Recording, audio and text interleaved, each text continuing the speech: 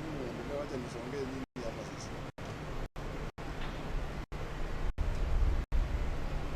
Ndio ameatiaje ametoka huko watu hapa sasa.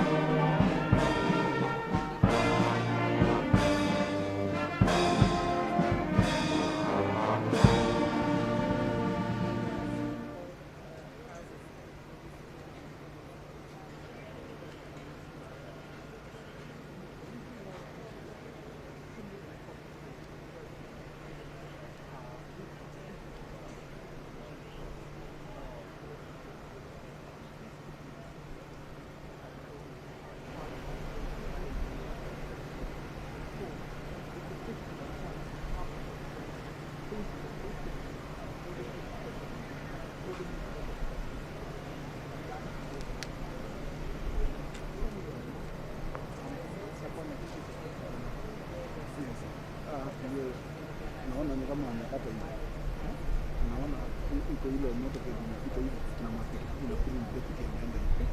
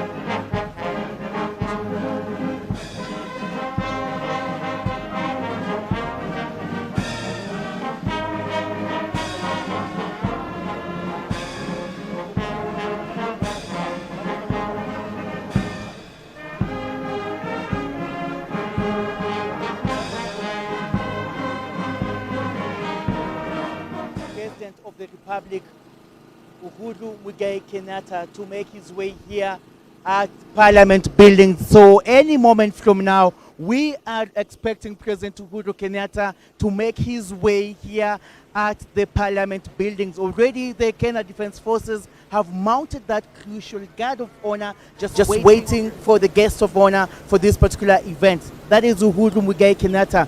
In the meantime, we have legislators who are still trooping inside Parliament building. Remember that this is a joint National Assembly sitting comprising both senators and members of the Parliament.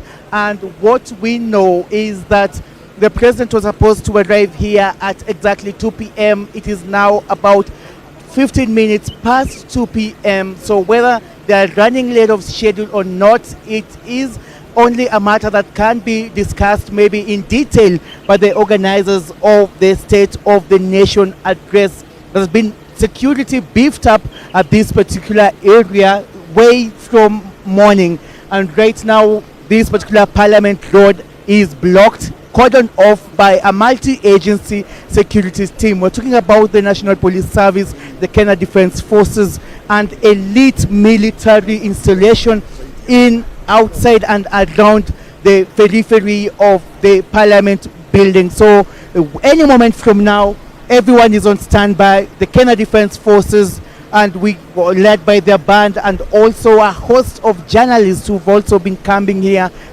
since morning, just waiting for the guest of honor, and who's now the head of state, that is Uhuru Kenyatta. And all the buildings are secured. This is just part of the security protocol that usually occasioned by this particular kind of atmosphere or event. So earlier on, we had members of the public who were able to talk to, stating that the most important thing they want the president to address is matters economy, and they say that they have been greatly affected by the COVID-19 pandemic.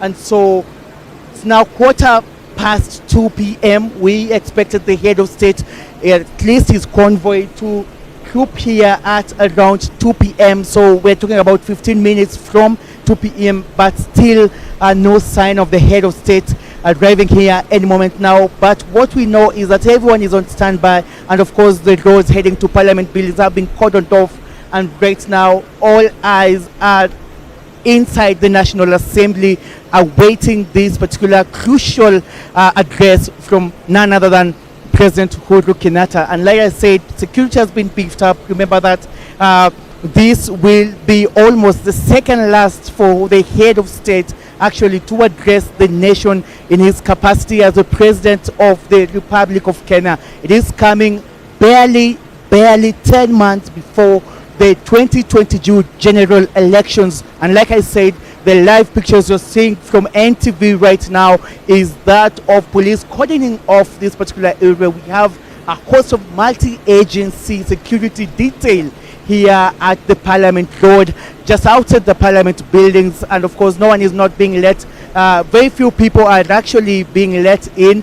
We're talking about the VVIPs, who of course are the members of public, members of Parliament. We're talking about the women rep, we're talking about the senators, and also we're talking about the MPs. Earlier on, I was able to see Chief Justice Martha Koome making her way in into the Parliament building. This of course will almost most certainly be her first attendance in such a quorum, in such an event, talking about the State of the Nation address. And so earlier on, we were also able to talk to some of members of Parliament who said, you know what, at this particular moment they expect the president to unite the nation, even as the country heads toward the 2022 general election. But what also we expect is just a duplication from what the head of state said during the Mashuja Day in Kirinyaga County. We expect the president, of course, to present his achievements, to, you know, table down his CV and what he has achieved in his second term in office. And we also expect the president to indicate what the country should expect, even in line with the new outbreak of the COVID-19 variant. We expect the head of state to announce whether the country, the Ministry of Health, is going to take extra measures in making sure that this particular outbreak is contained. But also remember that the Ministry of Health through the CS Mutai Kagwe has been stressing that it's not time to relax or to flex. It's not time to drop the guard, but it is time to flex muscles in terms of containment. But what will the head of state do in terms of even emphasizing on that? So we're now seeing there's now some live action. Actually, now we're seeing there is a motorcade that is just now approaching. We're just going to ascertain if indeed who's actually coming out from this particular motorcade. What we know is that this is now very, very, very close. It's actually coming home. And if I am not wrong, that is the Right Honorable Raila Amolo Odinga, the Right Honorable former Prime Minister, His Excellency Raila Amolo Odinga, just arriving on time to receive the head of state. So I can confirm, at least from where I am, that Raila Amolo Odinga, the Orange Democratic Party leader, has just arrived here at the Parliament buildings, paving way any moment from now for the arrival of the head of state, Uhuru Kenyatta. And of course, like I said before, and like you can see from your live screen on ATV, the KDF has already mounted its guards of honor. And right now, the band is now doing the very, very final rehearsal, the very, very final stages to the arrival of the head of state. And just to give some detail in regard to this particular mounting of the guard of honor, what we know is that this is the Kenya Army, which is part and parcel of the Kenya Defense Forces. But like I say, they don't just here alone. We have a multi-security detail. We also had the Wrecking Squad, the elite unit from the National Police Service. And any moment from now, we are expecting Uhuru Kenyatta to arrive. But also to mention, we also have the generals of the Kenya Defense Forces who also arrived here moments ago. There's a battery of journalists also who we've been camping here actually since very early in the morning, just to make sure that our viewers get the live updates and get each and every detail in pertaining to this. Is it the 8th address, the 8th national address from the head of state? And like I said, we expect 4 key issues in this particular event. We're talking about the security, we're talking about politics, and majorly in politics, especially preparations towards the 2022 elections. And right now, it is 20 minutes past 2 p.m. And now I'm being told that the presidential motorcade has just left Statehouse, Nairobi. President Uhuru Kenyatta's security detail has just left, and that is 20 minutes past 2 p.m. And so it's going to take less than 15 minutes, if I'm not wrong, for President Uhuru Kenyatta's detail to arrive here at Parliament Road, just waiting for this particular historic moment to commence any moment from now. And when we were talking about the 4 issues we expect Uhuru Kenyatta to address, we're talking about the health, and health mainly will be about the country's fight against COVID-19. Security will entail both internal and external security. Remember that there has been a threat, a terror threat, and this was confirmed by Interior Cabinet Secretary Fred Matiang'i, who actually said that they are on high alert. The country is on high alert, and this one came from a series of events. Remember the 3 terror convicts who were rearrested in Kitui County, and the security detail in the country were on high alert that if they would have crossed over the borders, maybe they would have been planning a terror attack. And so the country has been on high alert, but even more, the security, that is the Cabinet Secretary for Interior, Fred Matiang'i, also stating that during these particular festivities heading into Christmas, it is usually a norm, it is usually a tradition for the country to be on high alert. And so any moment from now, ladies and gentlemen who are watching us live on NTV, we are expecting the head of state to make his way. Already all the generals of the Kenya Defense Forces are just in position, queued to receive President Uhuru Kenyatta. And of course, inside Parliament, we will have the Speaker of the National Assembly, the Speaker of the Senate, and a host of legislators, selected legislators, because of matters social distancing and containment of the COVID-19. So there will be about just slightly over 100 members of Parliament who we are expecting to be part and parcel of this particular State of the Nation address. And apart from that, we expect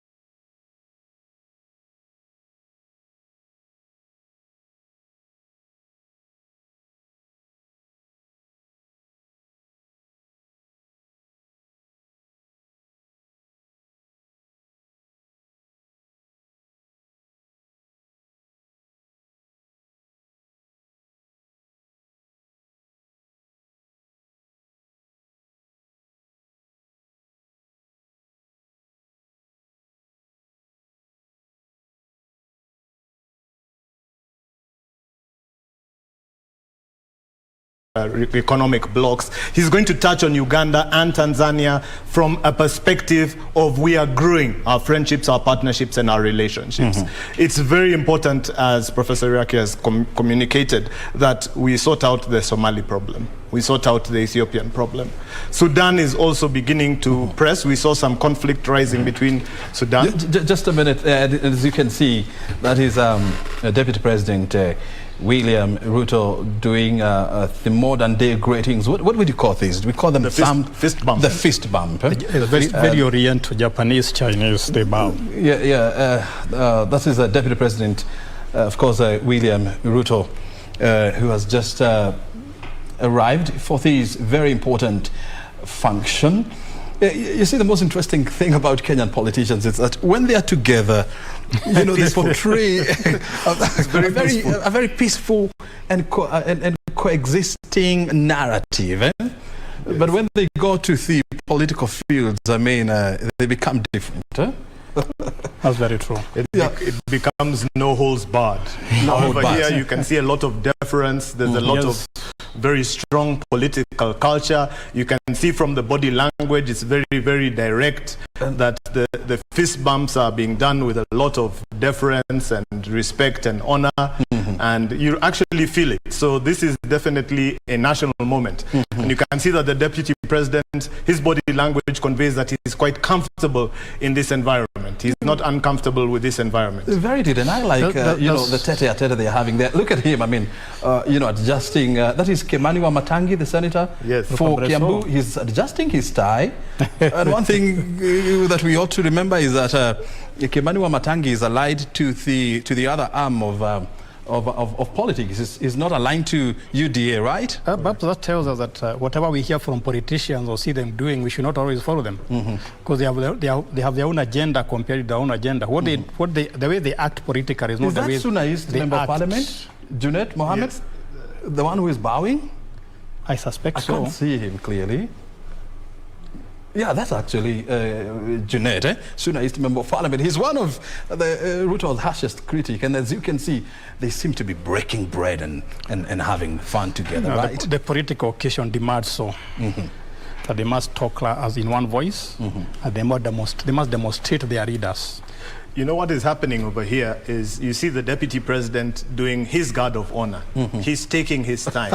He's reveling in the moment. He's enjoying the slow procession, and he's enjoying the conversations. And you know, he's in no hurry to go anywhere. He knows this is his moment for him to be able to do those greetings, to connect with the individuals and the various leaders of the nation who have assembled at the Parliament buildings. And this, I mean, it can be classified as such an auspicious, you know, moment for him, whereby now all the eyes of the nation are on him, you know, when he's going through all those people, and of course, you know, saying hi, and of course having a tete-a-tete I wish they could amplify and we hear what they are discussing. That would be interesting. I don't know whether that would be possible. It's not just greetings, because, I think. Maybe they could be discussing personal issues, which we may not want to wade to. But, you know, that's a sign that President Uhuru Kenyatta may not be far off from, you know, arriving at the National Assembly. So let's continue with the discussion that we are having here, even as we keep an eye on what's happening outside the National Assembly. You can see him greeting Major Sorbit, the Sergeant at Arms for the National Assembly. And cracking a few jokes. Yes. Yeah, interesting.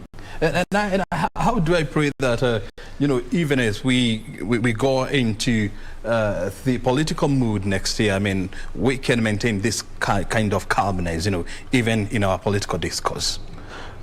I believe the only thing that can happen to maintain this kind of calmness is we have to remove the dividing factors. And the dividing factors have already been mentioned as we do our pre-briefing before the State of the Nation address.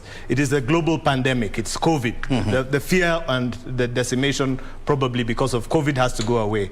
The fear of terrorism and a terror attack against this nation. The fear of economic inabilities and inadequacies. Those have to be removed. If the president in his State of the Nation address can remove those dividing factors, then we will see much more of this being channeled down and cascaded down to the common man. Iraqi, yes, before you say that. We also have to accept, my colleague, that this country is maturing up. When you remember when we went to, was it Kirinyaga? Yeah. Which celebration was that? Was it Madaraka? Mashujaa Day. Yeah.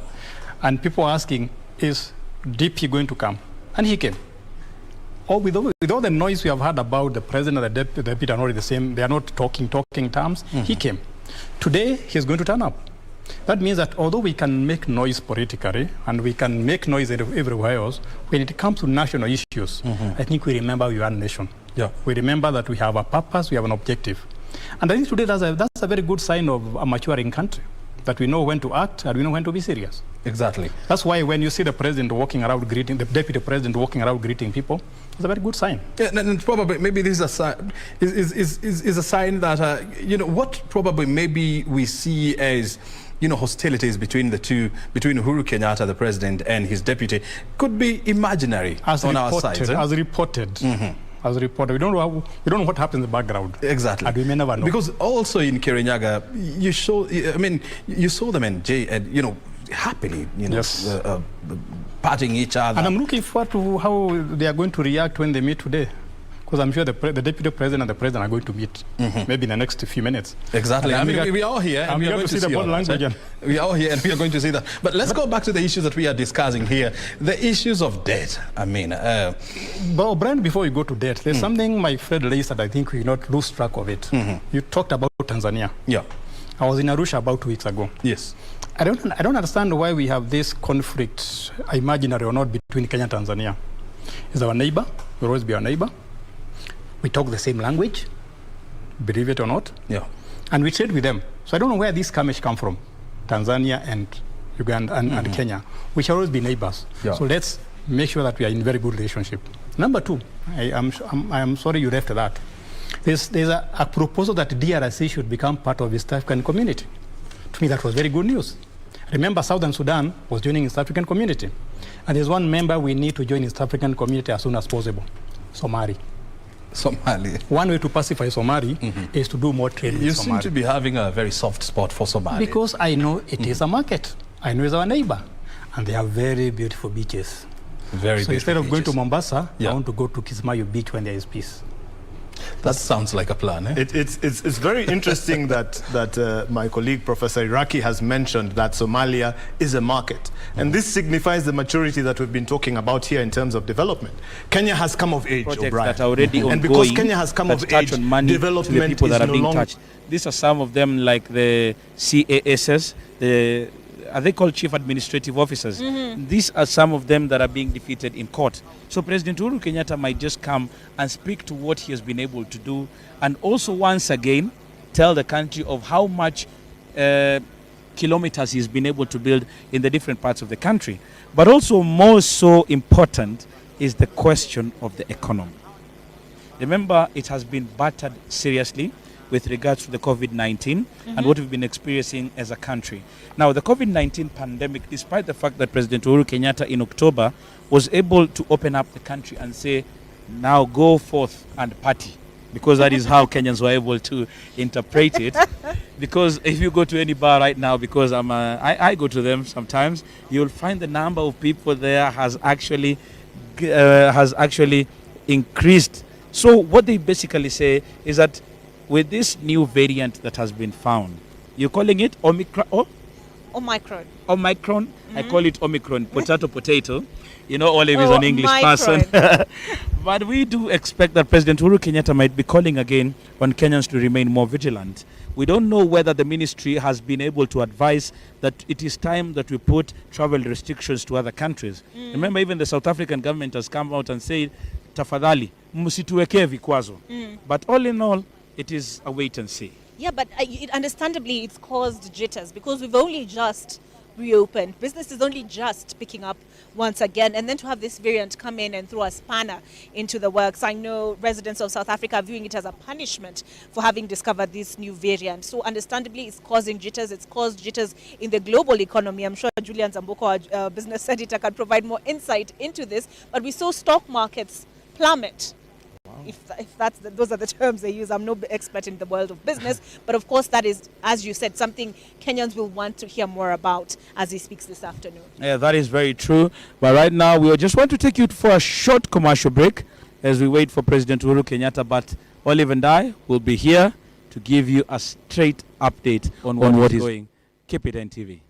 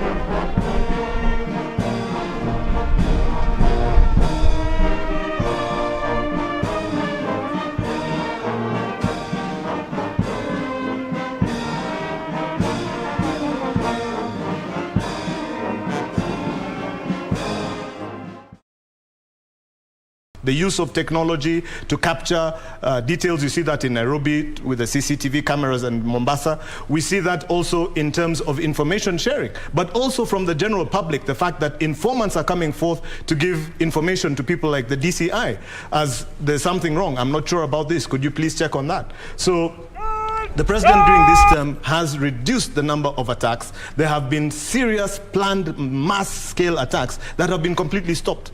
The public doesn't know about it. But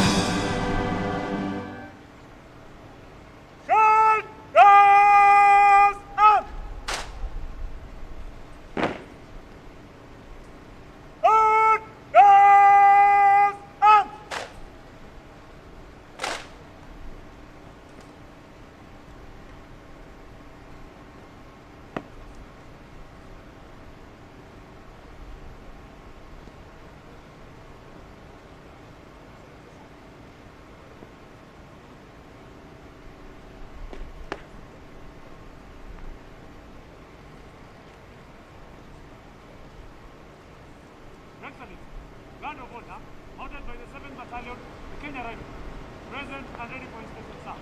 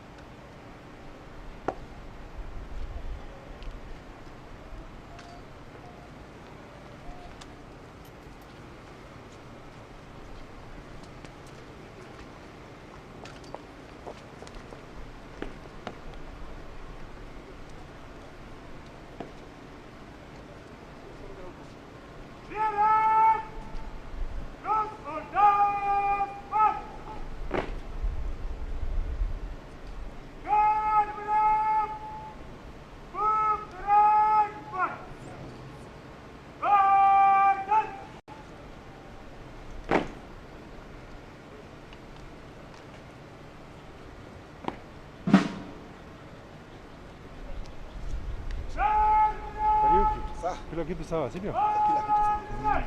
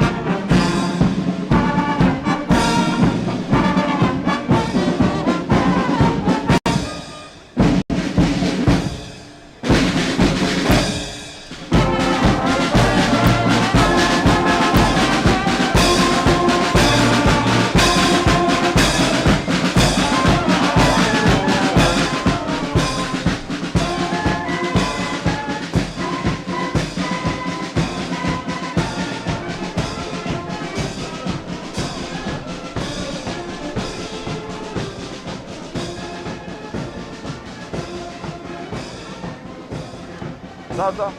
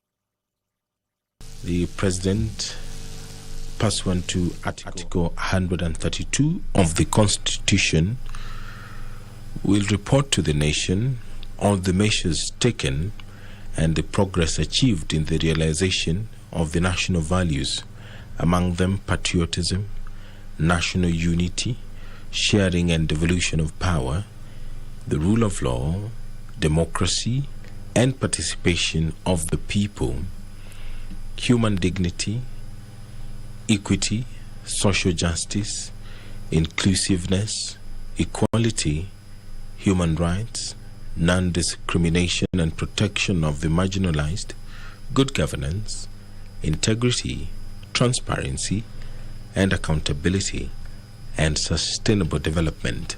The President will then publish in the Gazette the details of the measures and progress of the realization of the values and submit a report for debate to the National Assembly on the progress made in fulfilling the international obligations of the Republic.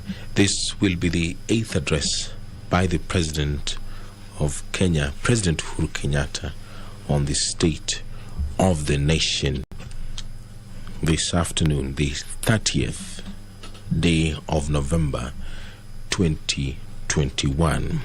This broadcast is courtesy of the Parliamentary Broadcasting Unit in conjunction with the Kenya Broadcasting Corporation. A joint sitting of the Senate and the National Assembly, such as this, is provided for in the next frontier standing in the orders of of education the national. in Kenya is enhancing quality of education, both in terms of physical structure as well as the content of the education that we have. He said it was evident that public day and boarding school infrastructures was quite overstretched, and as a result, the students were suffering congestion in their dormitories. And he said that in regard to that, he appealed to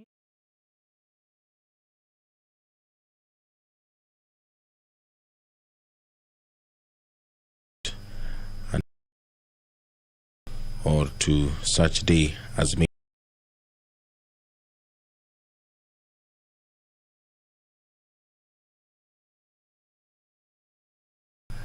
and may address Parliament at any other time. The standing orders also state that the Speaker shall notify the members of the place, date and time of a sitting, and whenever the Speaker has been informed that the President will address a special sitting of Parliament on a specified day and time, then on that day, no motion for the adjournment of the House shall be made before the time for which the President's arrival has been notified. The President has arrived in Parliament, and any moment now, he will make his way into the chamber, accompanied by the two speakers, and he will address this joint sitting. Standards. Has that happened? We'll be also very keenly listening to the President in terms of that. Now remember, on the state of the economic development, according to the President, he said during last year's reporting, he will focus on 4 areas of primary thrust and situate the 4. This sitting, any sitting of Parliament, is reserved for members of Parliament and the Sergeant-at-Arms, as well as the clerks. So anyone who accesses the chamber without authorization is a stranger in the House. But the provisions of the standing orders of the National Assembly makes room for the aide-de-camp of the President to accompany the head of state and government into the chambers of the National Assembly. Whenever the President addresses Parliament, the Speaker of the National Assembly shall take the seat on the right of the President, and the Speaker of the Senate shall take the seat on the left of the President. At any sitting held under this standing order, the Speaker of the National Assembly shall preside and shall be assisted by the Speaker of the Senate. So this afternoon, the Speaker of the Senate will say the prayer, and thereafter there will be a convocation by the Speaker of the Senate, and thereafter the convocation by the Speaker of the National Assembly. And the Speaker of the National Assembly will be the one to invite the President to make his State of the Nation address. And thereafter, the Houses will adjourn. First, by the Speaker of the Senate, and two, by the Speaker of the National Assembly. When delivering an address to the House, the President shall be heard in silence, and the address shall not be followed by any comment or question. Whenever the President delivers an address, a member may, as soon as practicable thereafter, lay the address on the table of the House following the reading of such address. A member may give a notice of motion that, quote unquote, the thanks of the House be recorded for the exposition of public policy contained in the address of the President delivered on 30th of November 2021, but debate on the motion shall be capped to just 4 sitting days.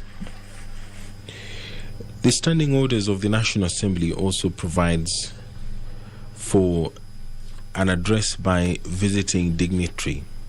The provisions of the Standing Order 24 may apply when there is a foreign dignitary who has been invited to address a joint sitting of Parliament. The Speaker may, in consultation with the leader of the majority party and the leader of the minority party, allow a visiting head of state or other such visiting dignitary to address the Assembly, and may, in consultation with the Speaker of the Senate, arrange for a joint sitting of Parliament for purposes of an address by such visiting head of state or such other visiting dignitary. Standing Order 23, which talks about the President entering or leaving the chamber, and paragraphs 1, 2, 3, and 4 of the Standing Order 24, which speaks about the time that the President is addressing the joint sitting, how the speakers are required to sit, where the Speaker of the National Assembly is required to sit on the right of the President, and the Speaker of the Senate is required to sit on the left of the President. This standing orders do also apply when there is a foreign head of state or any other dignitary who has been invited to address either the National Assembly or a joint sitting of the Senate and the National Assembly.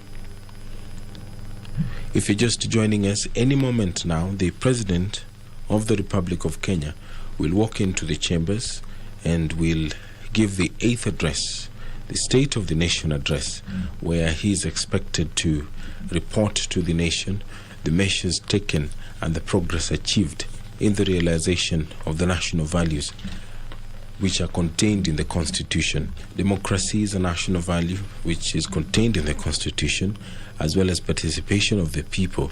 Human dignity is also listed as a value in the Constitution of Kenya. So is equity, social justice, equality, human rights, non-discrimination, and protection of the marginalized. Good governance is also listed among the national values which the President is expected in his address to update the country on the progress and measures taken to realize that as well. The president has in the past used such an address or occasion to speak about what the country is doing to protect its territorial boundaries. Right now, as Kenyans are aware, the country is fighting to, at least not physically, to protect its territorial boundaries. It is one of those issues that the president has spoken about in other forums and made it categorically clear that Kenya will not yield to any pressure and will not forfeit even an inch of its territorial borders. In the previous addresses as well, the president has spoken about the war on corruption. He has often updated Kenyans on what is being done and the progress which has been made as far as the fight on graft is concerned. Perhaps this will provide an opportunity for the president to once again talk to the country about what his administration is doing to ensure that the country is able to fight corruption and reclaim some of the resources which have been lost to graft.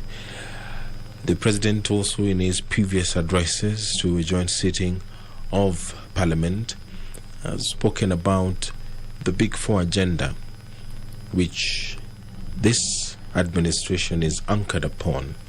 Manufacturing is one of those areas that this administration has paid a lot of focus on. So perhaps the president will use this opportunity to update the country on the status of this Big Four agenda, which was announced by the president when he was sworn into office for the second term. Food security is one of the agendas. What is the status of food security? The country is currently battling drought. The government has dispatched a raft of measures and relief food aid, as well as cash transfer to cushion some 2 million Kenyans, more than 2 million Kenyans, spread out in more than 10 counties. They're facing a lot of challenges as far as vagaries of weather is concerned. Of course, famine is something that is not new to them, and the government has been doing everything possible to ensure that those Kenyans are taken care of. On your screen, there's an indication that the president will appear, and he will take the red carpet and make his way to the chambers. On your screen right now is a corridor that leads to the members' lounge. That corridor leads to the members' lounge, and it also leads to the chambers of the National Assembly. So the president will appear accompanied by both speakers, Speaker of the National Assembly and Speaker of the Senate. And he will walk along that corridor and make his way to the National Assembly chambers. The National Assembly chambers is spacious enough to accommodate all the members of Parliament. This includes the members of the National Assembly and the senators.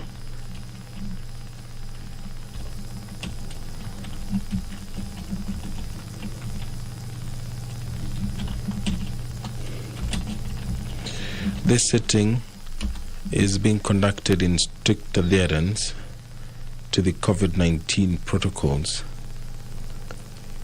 Of course, not all the members will be able to sit in the chamber because the Parliamentary Service Commission has often ensured that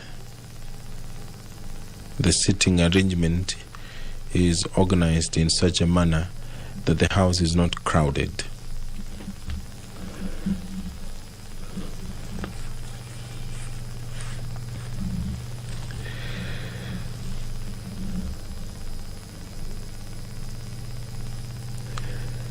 The joint sitting of Parliament, such as this, provides Kenyans with an opportunity to listen to such an address by the head of state and government. And this particular sitting, will provide Kenyans with an opportunity as well to listen to the steps which the government is taking to ensure that affordable housing, one of the pillars of President Uhuru Kenyatta's administration, the progress of that, how many Kenyans have been able to be accommodated in this particular program, how many have been able to gain access to affordable housing, universal health care, how many Kenyans are under the National Hospital Insurance Fund, how many Kenyans are able to provide the basic of care, and also in terms of manufacturing, how many Kenyans have been able to set up manufacturing firms, and what is the status of the manufacturing sector in Kenya. And in terms of job creation, how many jobs have been created over the last 12 months, because the State of the Nation address takes place once every year.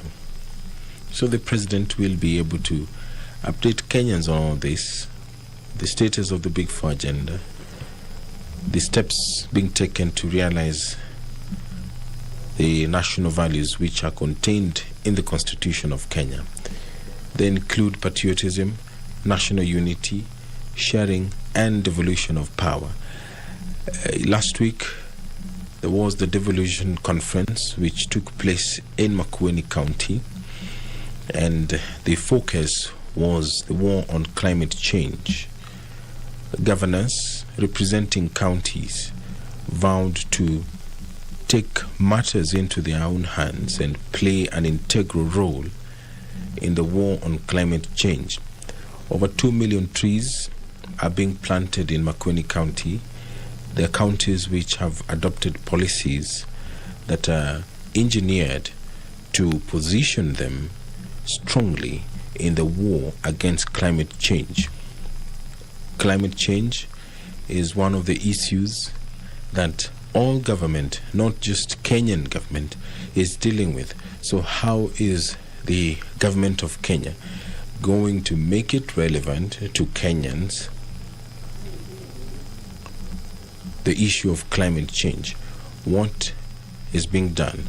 The President did announce a couple of months ago, and he also announced it last week when he addressed the devolution conference, that the government will be utilizing some $62 billion. 13% of that will be own-sourced, and the remainder will be sourced from abroad to fight climate change. A colorful procession by the Sergeant at Arms, followed by the two maces of the National Assembly, and followed by the clerks of the National Assembly, and President Uhuru Kenyatta, accompanied by the two speakers of the National Assembly and the Senate, making their way into the chambers. It is the time that many Kenyans have been waiting for, and the time is nigh. I will now hand you over for this special broadcast of the State of the Nation address. President Uhuru Kenyatta will be giving the 8th address to a joint sitting of Parliament, the Senate and the National Assembly. Members will be upstanding as President walks into the chamber to address them and address the country on the state of the nation. My name is Edward Kabasa. Now I hand you over for this special.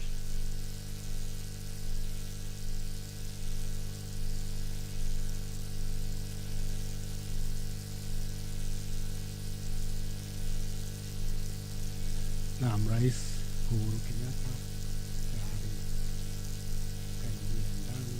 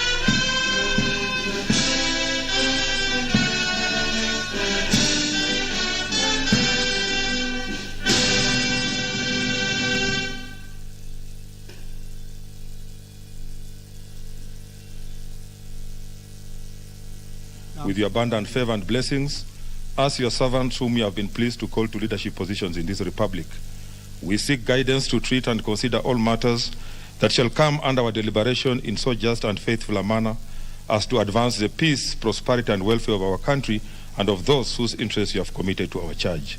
Amen.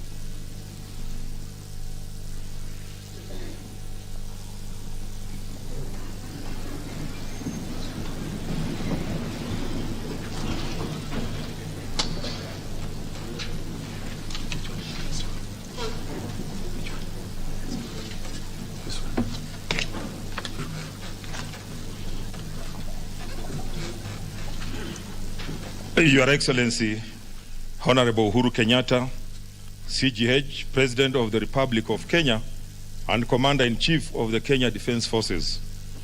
The Right Honorable Speaker of the National Assembly, Honorable Justin B. Muturi, EGH MP, Honorable Members of Parliament, Article 1321B of the Constitution of Kenya requires the President to address a special sitting of the Parliament of Kenya once every year and any other time. Further, Article 1321C requires the President to inter alia report in an address to the nation all the measures taken and the progress achieved in the realization of the national values set out in Article 10 of the Constitution. In addition, Article 2407 of the Constitution requires the President in his capacity as the Chairperson of the National Security Council, NCC, to report to Parliament annually on the state of the security of Kenya. In this regard, pursuant to Article 1321B and C1 and 2 of the Constitution and Senate Standing Order number 222.1 and 2, upon a request by the Presidency via a letter reference number OP/CAB 2612A, dated 19th November 2021, I gave notice of today's special sitting to the Honorable Senators via Gazette Notice number 12989, which was published on Friday, 26th November 2021. Accordingly, Honorable Members, this special sitting is properly convened. I thank you.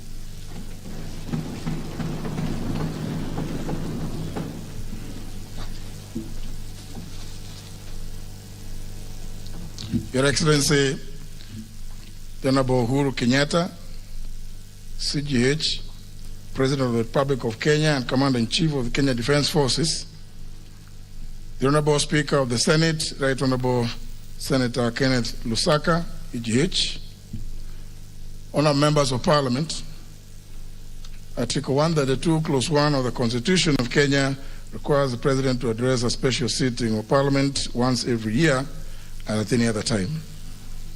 Further, Article 132, Clause 1, Paragraph C requires the President to once every year report in an address to the nation on measures taken and progress achieved in the realization of our national values. Additionally, Article 132, Clause 1, Paragraph C, Roman 3, provides that the President shall submit a report for debate in the National Assembly on the progress made in fulfilling the international obligations of the Republic. In this regard, honourable members, by way of a message to the House dated 19th of November 2021, His Excellency the President conveyed his desire to address a joint sitting of the Houses of Parliament today, 30th of November 2021. Consequently, pursuant to provisions of Article 132, Clause 1, Paragraph B and C, Romans 1 and 2 of the Constitution and the provisions of Standing Order number 22 of the National Assembly Standing Orders, by Gazette Notice number 12823, which was published in the Kenya Gazette on 23rd of November 2021, I gave notice of this special sitting to the members of the National Assembly. Accordingly, honourable members, this special sitting is properly convened. Your Excellency, allow me, in the usual parliamentary practice, to recognize part of the distinguished guests who are with us today. Seated in the Speaker's role, I wish to recognize His Excellency, the Deputy President of the Republic of Kenya, Dr. William Ruto, EGH, the Chief Justice of the Republic of Kenya, the Honorable Lady Justice Martha Koome, CBS, the former Prime Minister,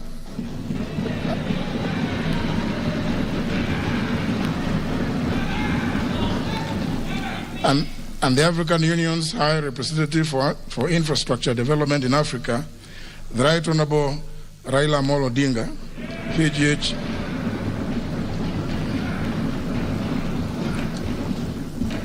former Vice President of the Republic of Kenya, the Honorable Dr. Stephen Kalonzo Musyoka, EGH, and the Honorable Musalia Mudavadi, EGH, and the Chairperson of the Council of Governors, who is also the Governor of Embu County, the Honorable Martin Wambora, EGH. Please join me, honourable members, in welcoming them to the National Assembly. Your Excellency, allow me also to welcome other members of the judiciary present today, including the Honorable Lady Justice Njoki Ndung'u, Judge of the Supreme Court, Justice Daniel Musinga, President of the Court of Appeal, Lady Justice Lydia Achonde of the High Court, and Justice Oscar Angote, and Lady Justice Maureen Onyango. Your Excellency, may I also accord special recognition to all Cabinet Secretaries present, the Head of the Public Service, Dr. Joseph Kinyua, Principal Secretaries, the Governor of Nairobi City County, Honorable Anne Kananu, members of the Diplomatic Corps present, and the Chairperson of the County Assembly's Forum, who is also the Speaker of the County Assembly of Nyandarua, the Honorable Wahome Degwa. You are all welcome to Parliament. Honourable members, invited guests, ladies and gentlemen, it is now my singular honor and privilege to invite His Excellency the President of the Republic of Kenya and Commander-in-Chief of the Kenya Defense Forces to address this special sitting of Parliament. Welcome, Your Excellency.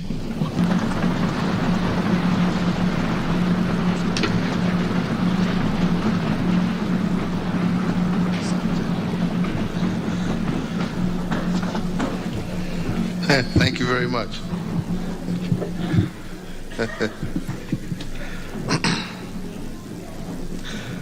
The Honorable Speaker of the National Assembly, the Honorable Speaker of the Senate, Honorable Members of Parliament, distinguished guests, ladies and gentlemen, indeed it is my distinct honor and high privilege to once again return to the chambers of Parliament to deliver my 8th State of the Nation address since my assumption of office as the 4th President of the Republic of Kenya on Tuesday, 9th of April, 2013.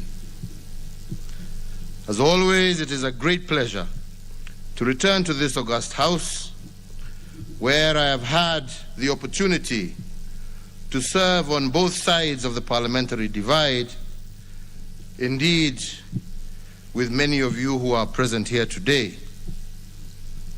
I first served as a nominated member of Parliament, introduced into this chamber by the Honorable Raila Odinga and the Honorable Musalia Mudavadi, and later as a cabinet minister.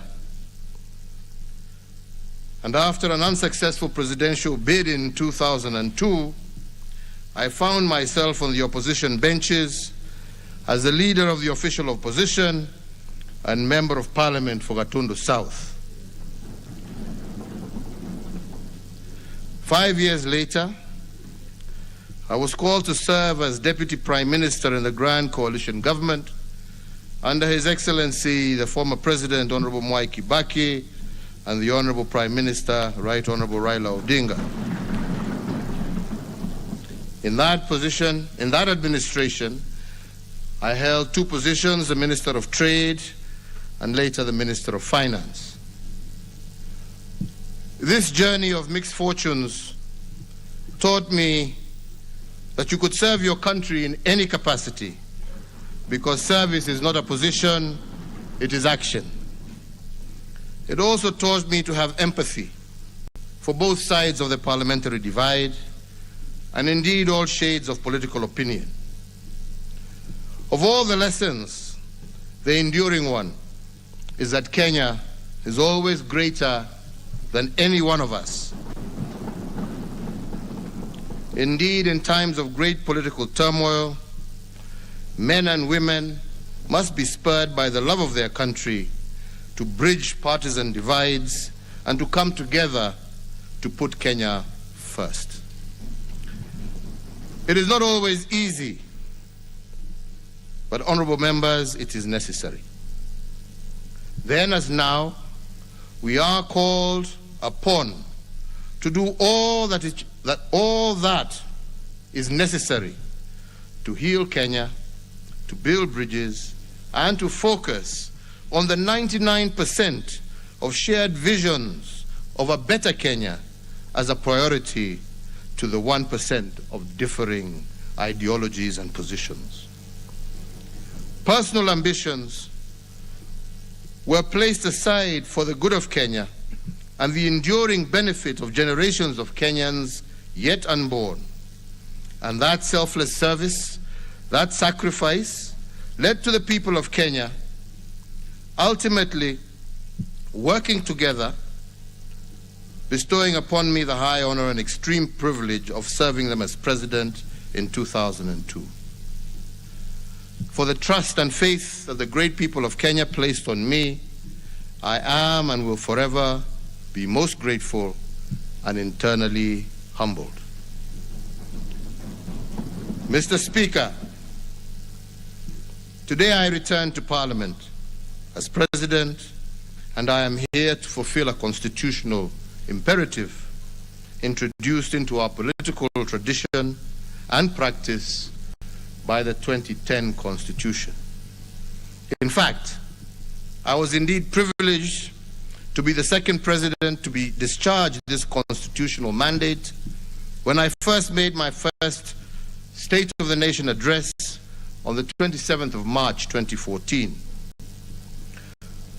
The Constitution at Article 132 mandates the President to report to a special joint sitting of both Houses of Parliament on measures taken and progress made in the realization of our national values as defined by Article 10 of our Constitution.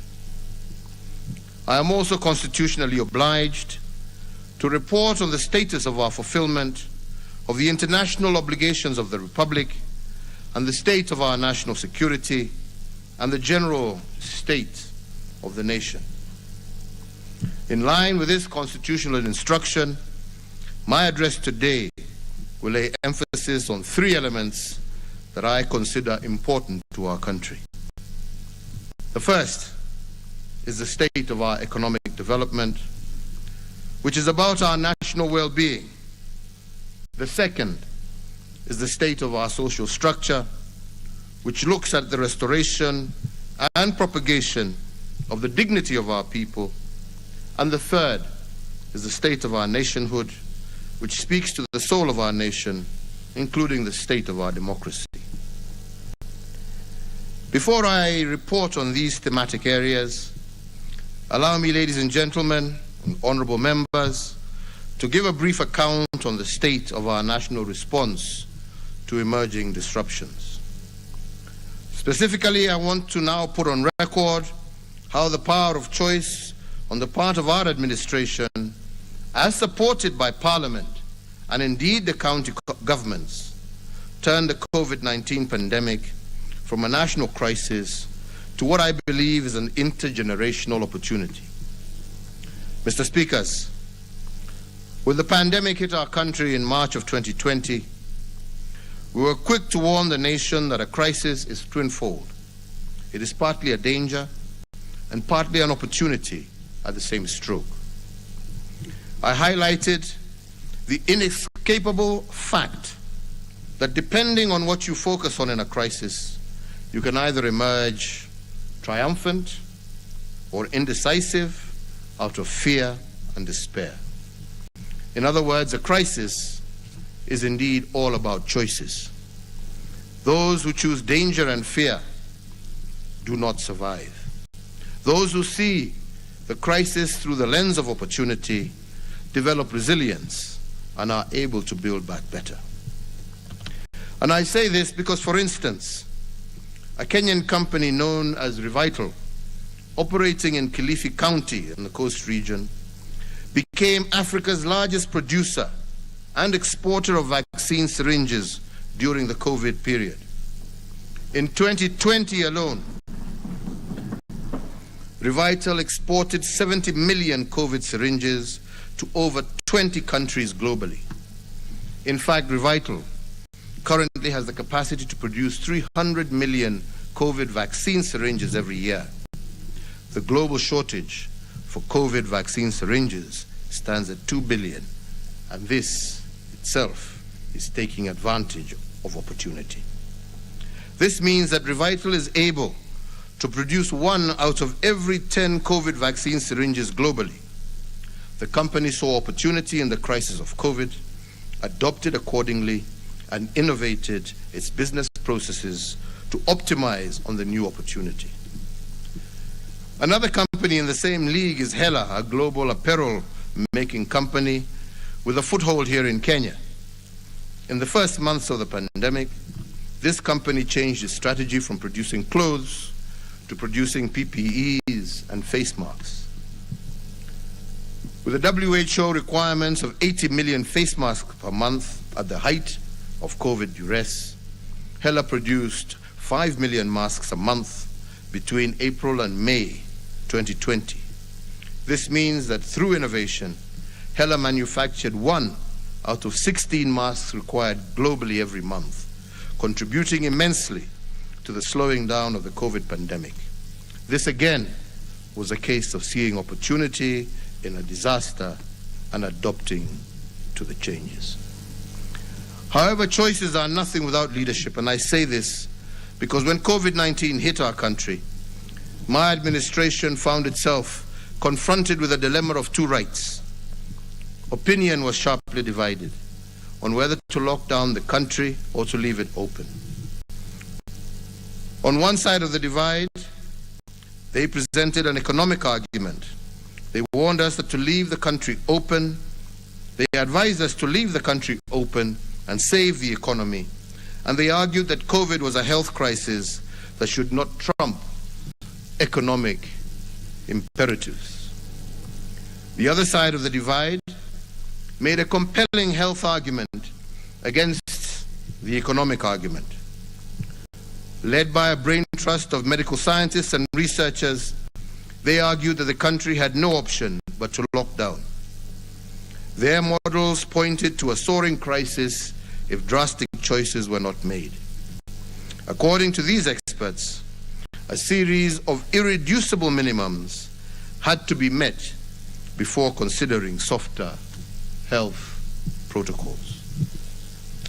Indeed, after much reflection, we opted for the public health argument over the economic argument.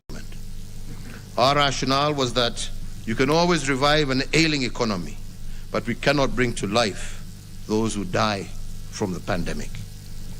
And with this logic informing our choices, we set out to build the irreducible minimums recommended by the experts to forestall a COVID disaster. Although the health argument won, we did not dismiss the economic argument in toto. We made fiscal choices to cushion the economy through a number of economic stimuli. And today I'm happy to go on record in this august House as having succeeded in the choices that our administration made. Because of our fiscal stimuli, today I can report that the impact of COVID on our economy was 14 times lesser than that on the global economy. As part of the first stimulus package that we announced interventions that warranted the national exchequer to forego taxes amounting to Kenya shillings 176 billion.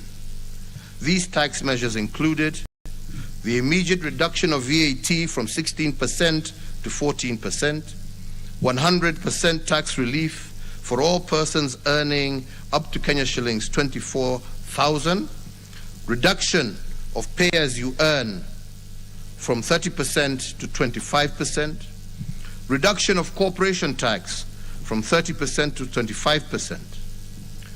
We also caused the lowering of the central bank rate, the CBR, to 7.25% from 8.25%, so as to prompt commercial banks to lower interest rates applicable to their borrowers and thereby avail much needed affordable credit to MSMEs across our country. We lowered the cash reserve ratio, the CRR, to 4.25% from 5.25%, so as to provide additional liquidity of approximately 35 billion to commercial banks in order to directly support borrowers that were distressed as a result of the economic effects of the COVID-19 pandemic. The Central Bank of Kenya also provided flexibility to banks with regard to the requirements applicable to loan classification and provision of loans that were performing as of the 2nd of March 2020. We further engaged banks and all financial institutions to support all enterprises and families that sought to restructure their commercial banking through debt moratoriums and review of tenure of these facilities. There was a temporary suspension of the listing of the credit reference bureaus of any person, micro, small and medium enterprise and corporate entities whose loans had fallen overdue or was in arrears. The Kenya Revenue Authority was directed to expedite the payments of all verified VAT refund claims amounting to some 10 billion shillings, or in alternative, allow for the offsetting of withholding VAT in order to improve cash flows for businesses. The 6 billion shillings from the Universal Health Coverage Kitty was immediately appropriated strictly towards supporting counties in the recruitment of additional health workers to support in the management of the spread of COVID-19. Subsequently, we rolled out the second stimulus package with the support of this House, whose tenant was an 8-point economic stimulus program amounting to some Kenya shillings 56.6 billion. The first element of the 8-point program focused on Buy Kenya, Build Kenya policy. On local infrastructure development, we allocated 10 billion towards the National Hygiene Program dubbed Kazi Mtaani Initiative. The program was conceptualized as an extended public works project aimed at utilizing labor-intensive approaches to create sustainable public good in the urban development sector. The program has so far secured gainful engagement to over 750 youths engaged in the improvements to the environment and hygiene and in the rehabilitation of access roads, footbridges, and other public infrastructure through local labor. The second was on education, with an additional 6.5 billion to the Ministry of Education to hire an additional 10,000 teachers and 1,000 ICT interns to support digital learning and the acquisition of 250,000 locally fabricated desks. The third element of the program targeted small and medium enterprises through an injection of Kenya shillings 5 billion as seed capital for the SME Credit Guarantee Scheme. The intention here was to provide affordable credit to small and micro enterprises. The fourth focused on universal health coverage through acquisition of locally made beds. The fifth element of the stimulus program focused on agriculture. We prioritized 3 billion for the supply of farm inputs through e-vouchers, targeting 200,000 small-scale farmers, and a further 1.5 billion to assist flower and horticultural producers to access international markets in a period where we had a shortage of flights into and out of our country. Tourism was the sixth area of target for the stimulus program.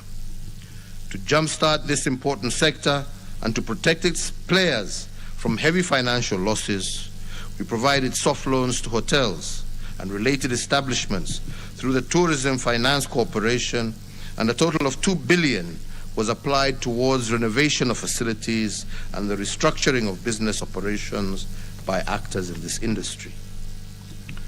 To mitigate the impact of deforestation and climate change, and to enhance the provision of water facilities, we rehabilitated wells, water pans, and underground tanks in arid and semi-arid areas, and we applied Kenya shillings 2.5 billion for flood control measures and our Greening Kenya campaign. The eighth and final element was a stimulus program was manufacturing. As a strategy, we enforced the policy on Buy Kenya, Build Kenya, and we set aside an initial investment of 600 million shillings to purchase locally manufactured vehicles. This was expected to sustain the operations of local motor vehicle manufacturers and their attendant employment of workers. Mr. Speakers, the foregoing interventions help to reinforce the resilience of our economy while cushioning millions of households against the effect of the economy. And in that regard, while most economies in the world shrunk, Kenya's economy grew at 0.3 during the 2020 period, despite the COVID challenge. Although this positive growth was minimal, the second quarter of 2021 registered the most impressive growth ever recorded in our nation's real GDP. During the second quarter of 2021, real GDP recorded a phenomenal 10.1% growth, and this is the highest growth ever recorded in one quarter in Kenya's history. It is also the first time Kenya has hit a double-digit growth number. The last time Kenya's economy got close to this kind of performance was in 2010, during the Grand Coalition government, when the economy hit an 8.4% growth rate. And it was this impressive trajectory that led me to announce the 13-point interventions unveiled on Mashujaa Day this year to cushion the economy with a further Kenya shillings 25 billion as our third stimulus package, pushing the aggregate of our stimuli over the COVID period to Kenya shillings 257 billion. The third stimulus package focused on the key productive and service sectors that covered agriculture, health, education, drought response, policy infrastructure, financial inclusion, energy, and environmental conservation. These 13 interventions were as follows. The first intervention was in the tea subsector, where I am pleased to confirm that we have supported the tea subsector with Kenya shillings 1 billion in support of fertilizer subsidy for our tea farmers, securing our nation's top agricultural export, and happy also to report that our tea farmers are today receiving the highest pay that they have received in many, many years. The second intervention was in the sugar subsector, and I note with satisfaction that smoke is once again billowing in our public sugar mills, following the allocation of Kenya shillings 1.5 billion in aid of the sugar sector that is being applied towards factory maintenance and the payment of farmers' arrears. The third intervention was in the coffee subsector, and I confirm that 1 billion shillings was released in support of the ongoing reforms in the subsector that is being applied towards completion of the ongoing targeted interventions in the coffee subsector. The fourth intervention was in the livestock subsector. The Kenya shillings 1.5 billion National Livestock Offtake Program is on course in support of communities adversely affected by the ongoing drought in ASAL counties. The fifth intervention was also in the livestock subsector, and I confirm that the interventions geared towards the reduction of the cost of animal feeds are well on course.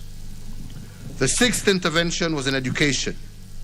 Noting the success of my administration's policy on 100% transition from primary to secondary school, I did direct that the National Treasury should allocate a further 8 billion shillings to the Ministry of Education for the CBC Infrastructure Expansion Program, targeting the construction of 10,000 classrooms. And I am most pleased to confirm to the nation that all the county's works and constructions of the classrooms should commence by early December 2021. The seventh intervention was in health, to enhance access to medical coverage across our country, and as part of our universal health coverage program, I did direct the Ministry of Health to establish an additional 50 new level 3 hospitals to be situated in both non-covered areas as well as densely populated areas across our nation. And I also directed the National Treasury to allocate the sum of 3.2 billion for the immediate construction of these new medical facilities.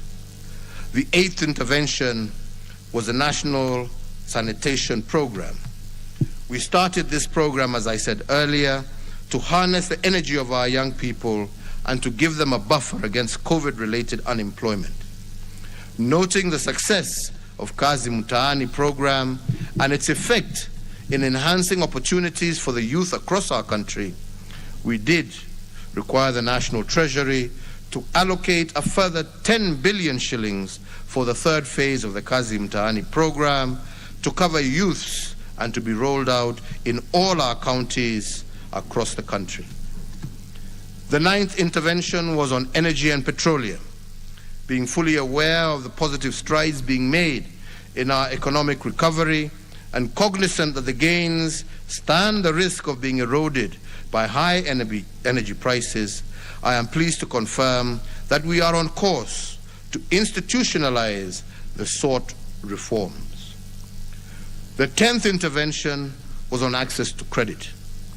Critically, I ask the National Treasury and the Central Bank of Kenya to consider suspending the blacklisting of creditors with loans below Kenya shillings 5 million at the Credit Reference Bureau, in a move that targeted retaining the bounce-back potential of the foundation of our economy.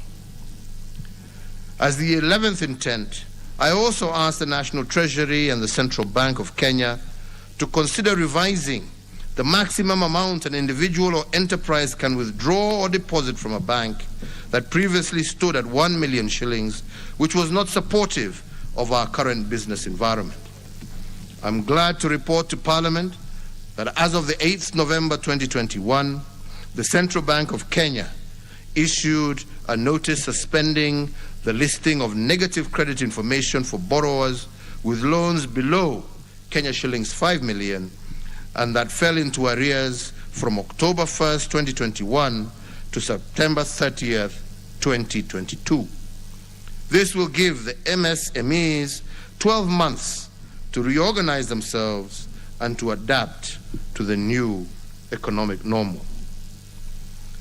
I am also happy to report that the Central Bank of Kenya is at an advanced stage of revising the 1 million threshold for cash deposits and withdrawals in the banks.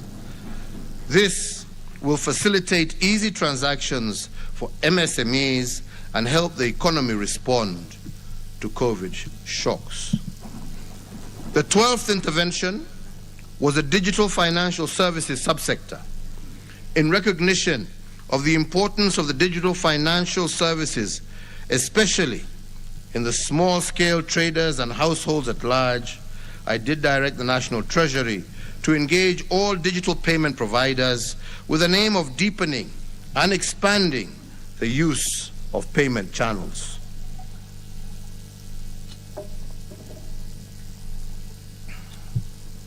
The third intervention was two-pronged. One in the area of vaccination against COVID-19 as part of our national response to the COVID-19 pandemic. We rolled out a national vaccine deployment plan aiming at vaccinating 10 million adults by June of 2022 and approximately 16 million by June of 2023.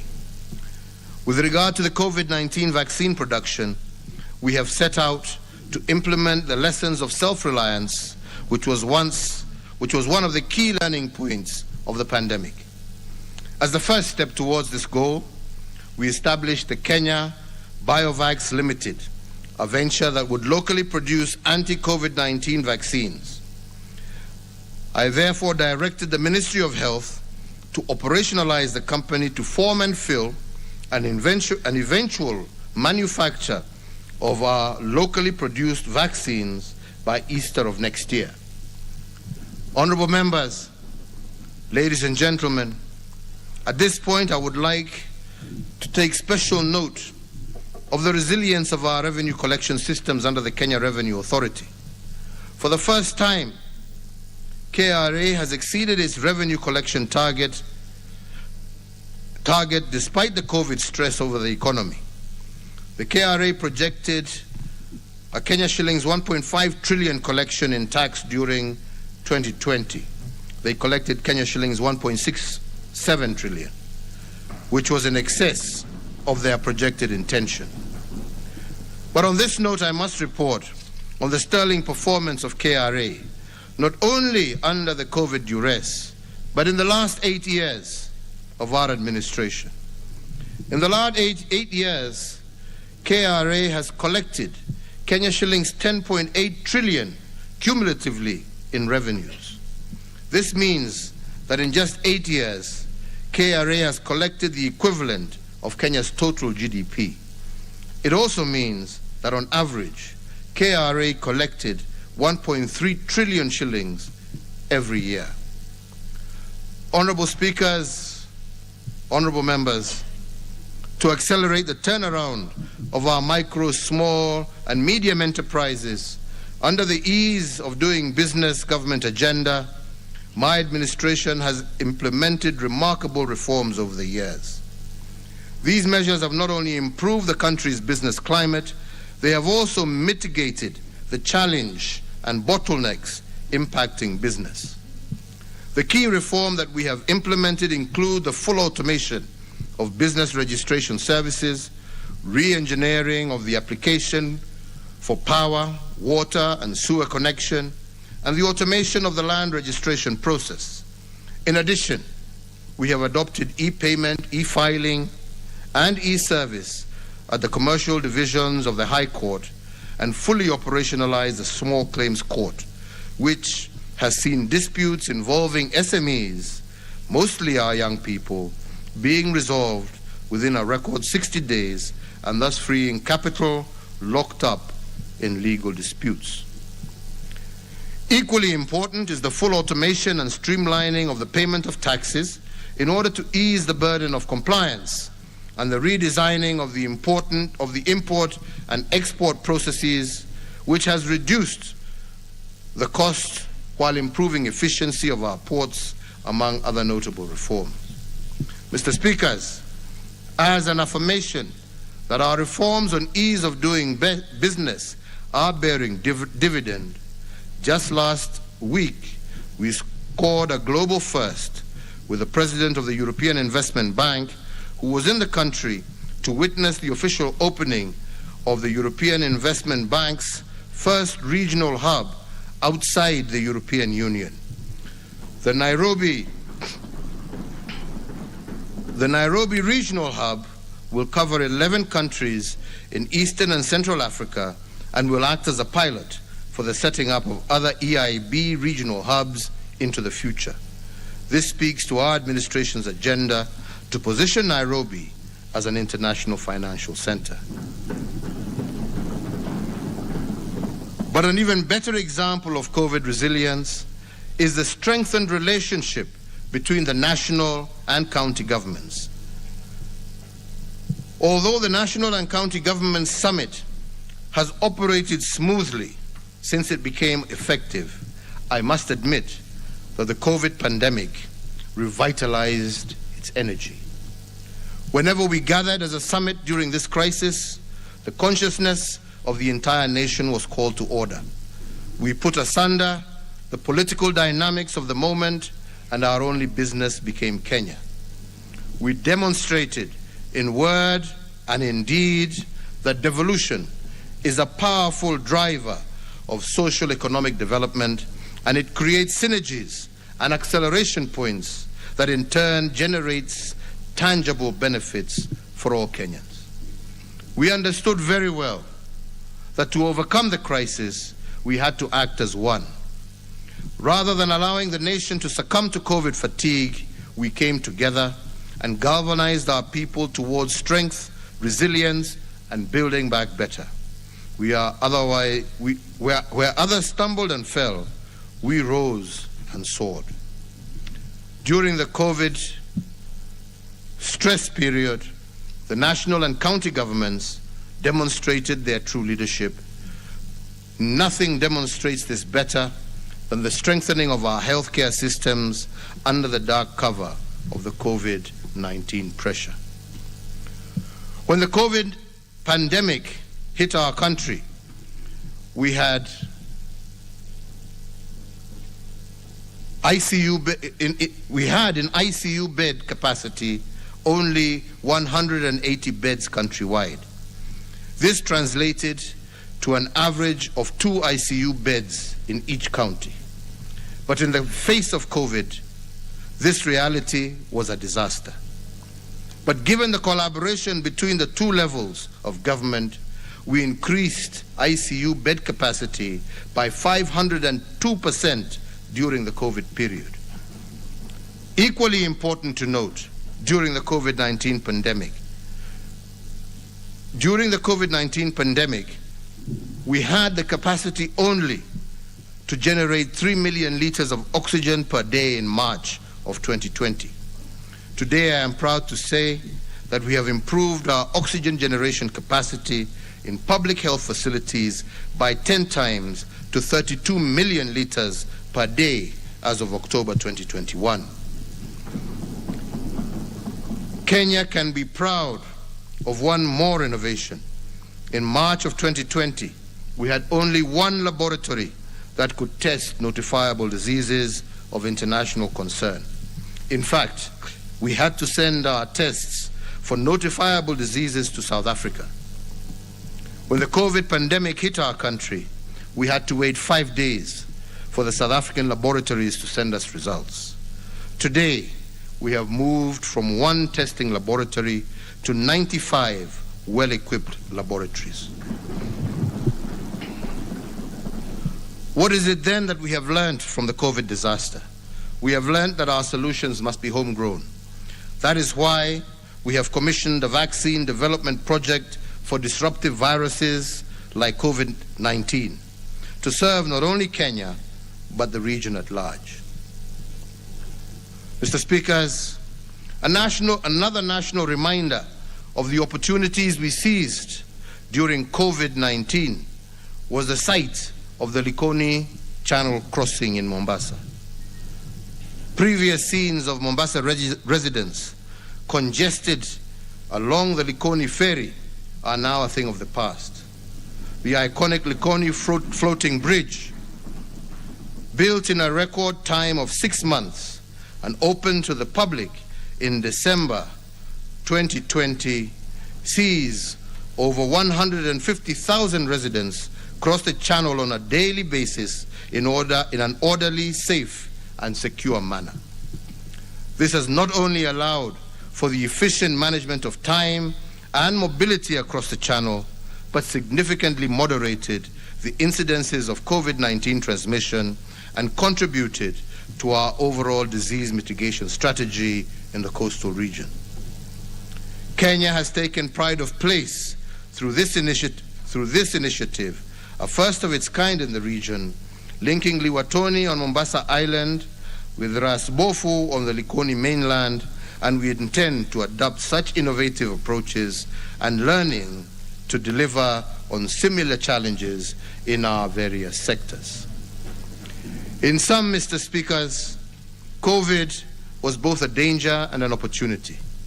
But because we focused on the opportunity side of the crisis, now Kenya has developed the necessary infrastructure for rolling out the universal health coverage outreach. But of equal importance, our COVID innovations in the area of health have propelled us to a place where Kenya can become a destination for health tourism for the region and beyond. Honorable members, ladies and gentlemen, I cannot end this COVID part of my address to Parliament without paying tribute to the people of Kenya for their commendable civic responsibility in the fight against COVID-19. While my administration provided leadership and action, our people supported us with self-sacrifice and civic duty. As you will recall, very early in the pandemic, I did warn our people that the government cannot police the morality of its citizens. I warned that in a war against an invisible enemy like COVID, our former way of life would have to be adapted to a new normal where every Kenyan was his or her neighbor's keeper. In this new normal, citizens do not fight for liberties, they scramble for survival. When I made this call for civic responsibility in the face of COVID, I also emphasized that responsibility is not a burden, but it is a civic duty. I pay tribute to our fellow citizens for being responsible members of our communities.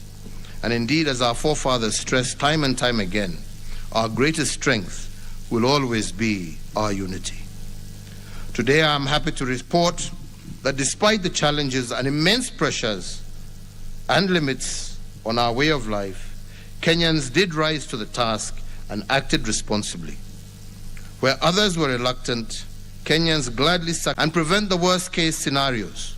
And due to this, and after careful consideration, during the Mashujaa Day celebrations, I lifted the curfew and restriction of movement countrywide. Once again, as we have always done, we have shown that Kenyans are a people who put country above self, neighbor above individual, and we are a people who firmly believe in exercising our rights and freedoms in a responsible and purposeful manner. While a few battles have been won, the war against COVID is not yet won, and we cannot rest on our laurels. Now more than ever, we are faced with yet another variant of this coronavirus, the Omicron variant that is said to carry a higher risk of infection. This variant may explain infection rate spikes that we are witnessing across the globe. I did pledge to the nation in June of this year that by Christmas we would have over 10 million adults vaccinated. As of today, we have achieved a target of 7.1 million Kenyans, up from 5 million as announced on Mashujaa Day in October 2020. Mr. Speakers, to fortify our national resolve against COVID-19 and in honor of all those Kenyans that we have lost to the disease, I do urge today all Kenyan adults to visit their nearest medical facility to receive their COVID-19 vaccinations. The COVID-19 vaccines are in stock across our country and in all our counties, and already with a daily average rate of over 100,000 vaccinations, we have a much smaller target to meet within the next 25 days. I therefore once again call on all Kenyans to rally under the call of 25 days to Christmas to secure their vaccinations, to meet and surpass the target that we set ourselves. And I invite the media in all its various forms to use their platforms to perform the social good and promote the vaccination campaign. This new variant's profile, as for now, remains unknown. It is therefore better to err on the side of caution. By receiving our vaccinations, we will have played our part in securing not only our own lives, but also in protecting the lives of those around us. Let us be responsible in this endeavor. That shot in the arm is the most powerful weapon against the disease that has ravaged the world. That shot in the arm of every adult Kenyan will also be a shot in the arm for our economy and our social institutions. It ensures that we can conquer, that if we can conquer and put this disease aside and fully return to normal, we can continue on our growth trajectory. No Kenyan should hold back from this perfectly safe and free way to protect yourself, your family, your neighbors, your colleagues, and the nation at large. Let us tear down this disease, ladies and gentlemen. Mr. Speakers, throughout our history, the collective task of nation building has been guided by the shared aspirations of eradicating the indignities of ignorance, disease, and hunger. This was the vision that fueled our struggle for independence. Post-independence, every Kenyan generation and every administration since has sought to do all within its means to finally slay the three-headed monster that has plagued us for over many centuries.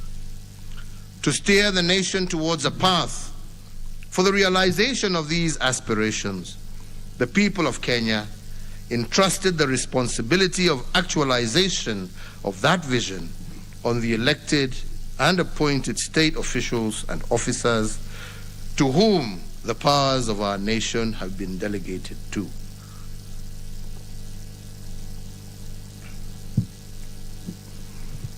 These elected appointed state officers include 47 governors, 350 members of the National Assembly, 67 members of the Senate, and 2,240 members of the county assemblies.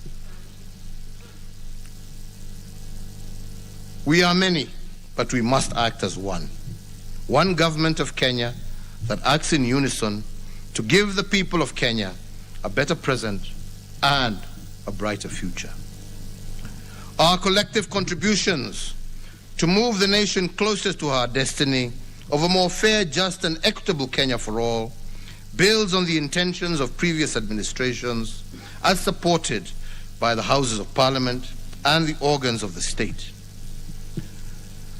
I say this fully aware of the enormous work, that this enormous work cannot be concluded in one generation. Ours is a relay race, where we receive the baton and run the race and pass it on to our successors unbroken. Mr. Speaker, sirs, the most notable intergenerational quest is what inspired the Big Four agenda as a strategic guide for my second term in office. To do so, my administration and our colleagues in both tiers of government had to make commitments towards a transformation in 4 key areas of intent. The first one is liberating our people from the poverty of dignity caused by inadequate services. The second is transitioning our people, especially our youth, from being recipients of handouts to producers of goods and services, as well as owners of capital. The third is building a holistic base of human capital that is food secure and health assured. And the fourth is the restoration of the dignity and the pride inherent of one owning a decent home. Mr. Speakers, I will now give an account of what my administration has done not only in the last year, but what we have attempted to do in the last 8 years as well. And I will use the last 8 years to give this august Houses a scale against which everything that my administration has achieved is to be measured. I will use history as a yardstick that we can borrow from to appreciate the achievements of our 2 tiers of government and our objective of delivery. The first area of thrust that I will report on is the state of our economic development, and I will borrow from the 4 legacy frames I articulated in my Madaraka Day speech of June 30th, 2020 in Kisumu City. Under the state of our economic development, I will report on 2 frames that have guided me and my administration. These are economic acceleration and the big push investments. Allow me, honorable members, to start with economic acceleration, which is increasing the speed of achieving our economic goals. I also use the word acceleration to imply the mechanism of multiplying our economic fundamentals. When my administration took office in April of 2013, we were eager to multiply what was bequeathed to us. And I am happy to report to this Parliament that we have multiplied our critical fundamentals in ways that even I did not imagine possible. For instance, in 2013, Kenya was Africa's 12th wealthiest nation with a GDP of 4.74 trillion Kenya shillings. This GDP was accumulated in a span of 123 years through 4 administrations before ours, because I include the colonial administration. In just 8 years, my administration has multiplied the GDP by a factor of 2+. Today, our GDP stands at Kenya shillings 11 trillion, up from the 4.75 trillion, and from being ranked as the 12th wealthiest nation in Africa when I took over, we have now moved 6 ranks to become the 6th wealthiest nation in the continent on account of the choices that we have made. And as I said earlier, in the second quarter of this year, our real GDP grew by 10.1%, the first such growth in the history of our economy. The notable contributions to this growth include the ICT sector, which grew by a significant 25.1% in the second quarter of 2021. In fact, the ICT sector is projected to become a prime mover of our economic growth in years to come. Other sectors that contributed significantly to the real GDP in the reference quarter include the transport sector, which grew by 16.9%, and manufacturing, which grew by a record 9.6%. However, the hotel industry presents a more compelling picture of recovery from the COVID menace. At the height of the COVID pandemic in 2020, this industry registered a negative growth of 63.5% in the third quarter of 2020. During the first quarter of 2021, this industry showed some improvement and contracted by 48.8%.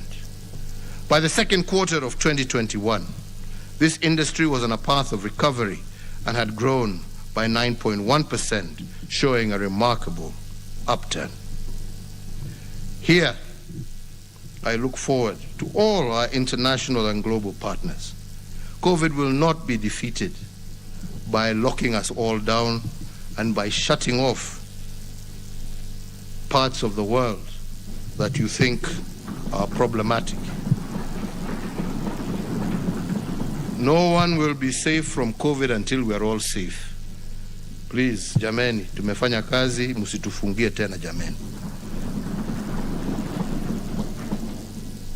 Honorable members, ladies and gentlemen, given that we have doubled our GDP in a record 8 years, it is no wonder that Kenya is projected to grow twice as fast as the sub-Saharan economies in the period of 2021 to 2022. And all this because of leadership and the power of choice. Allow me to give further example of acceleration and the multiplication of our fundamentals as a strategic intent of my administration. A case in point is that we have doubled our real GDP. We have also doubled our road network across the entire republic. Besides the roads infrastructure, my administration has made the largest infrastructure project in a century with the construction of the standard gauge railway. In respect of roads infrastructure, when my administration came to the helm, there were 11,200 kilometers of tarmac road constructed by 4 previous administrations in 123 years. Like I said, I include the colonizers as well. In 8 years, my administration has multiplied what the previous administrations have done by a factor of 2. We have built 10,500 kilometers of road across the republic, and doing so 15 times faster than previous administrations, and I will expound on this in a little while. Our railway, on the eve of the Madaraka Day of the year 2017, we marked a transformative moment for Kenya and for Africa when the Madaraka Express made its inaugural journey from Mombasa to Nairobi. The largest infrastructure project in Africa had become a reality, and a brand new modern railway had become a feature of our homeland and nation. Since then, the way we travel to Mombasa has been redefined, with Madaraka Express having served over 6,495,000 passengers, while our cargo gets to the stores of our enterprises efficiently and on time, with a record of 17.6 million tons of cargo transported from the 1st of January 2018 to yesterday, the 29th of November 2021. Turning to power generation, our acceleration model was applied to the production and distribution of electricity countrywide. When I took the oath of office in 2013, Kenya's total grid was 1,300 megawatts. But 8 years later, Kenya's total grid has doubled and now stands at 2,600 megawatts, and this translates to approximately 325 megawatts installed every year under my administration. It means that for every year, we have installed 325 megawatts since 2013. Previous administrations installed a combined average of only 12 megawatts per year.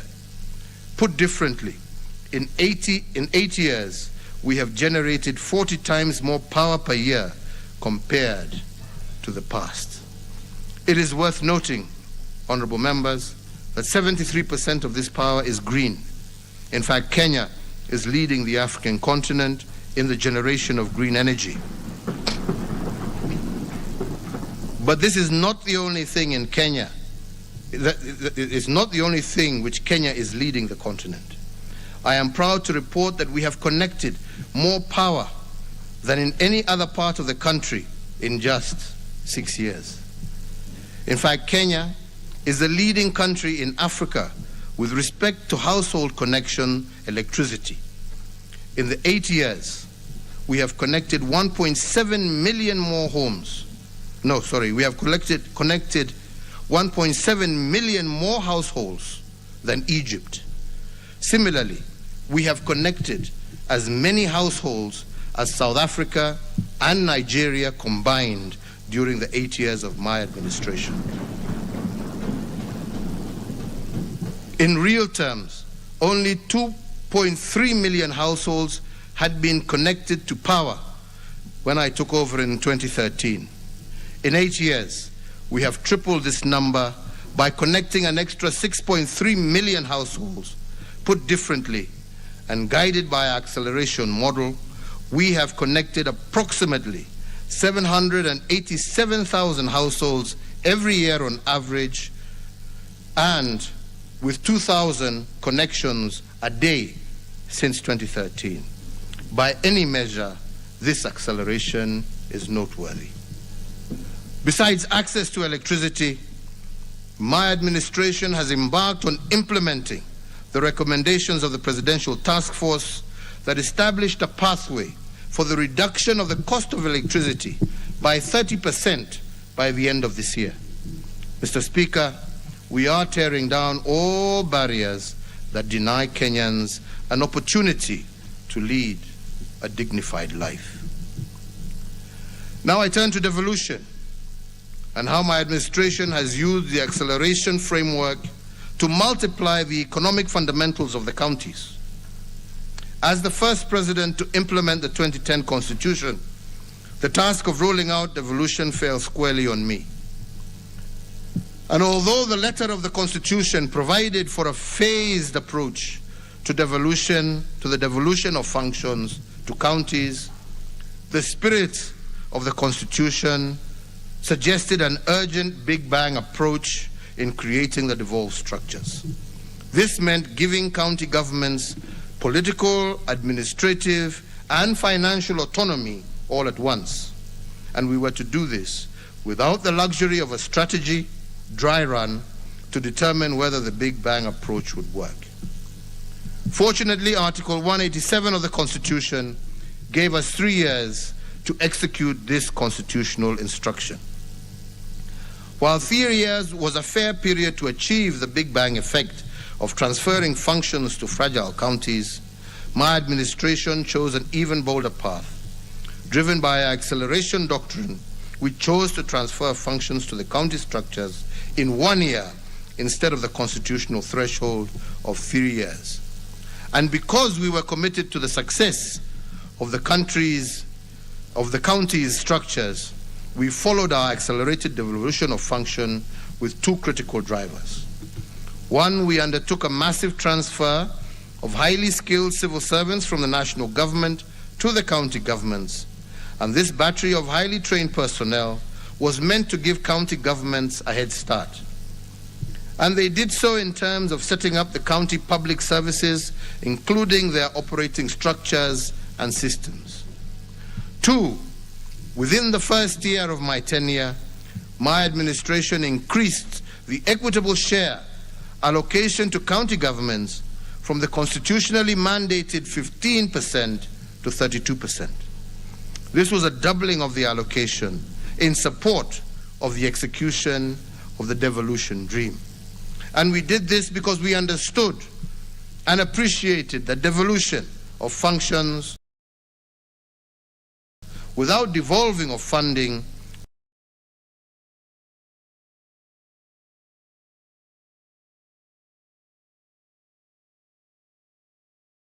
was an exercise in futility. Today, the national government has disbursed approximately 2.4 trillion to county governments over the last 8 years. The aggregate amount that will have been dispersed to the counties for the next financial year will ensure that this figure surpasses the 3 trillion mark. In other words, this percolation of resources changed the economic fundamentals at the county level. It has fast-tracked the embeddedness of devolved functions in 8 years, and evidence abounds on this, but allow me to give a few examples. Accelerated devolution has, for instance, delivered shoes with a magical label made in Kitui County, Kenya, and given Makueni County its first mango processing plant. Makueni County received 110 million from the Devolution Advice and Support Program. This money supported the processing plant and benefited 12,000 mango farmers by creating value addition. That plant is now buying one mango at 15 shillings from farmers who previously sold their produce in the open marketplace at 5 shillings at the very best, other than let their mangoes rot away. Their incomes have grown tenfold and provided ground for their farming undertakings to take off. Makueni is also on record as being one of the counties with the capacity to manufacture its own oxygen, especially in the context of COVID-19. And their universal health care insurance scheme, known as Makueni Care, is also a good example. Another example of county innovation is in Kajiado.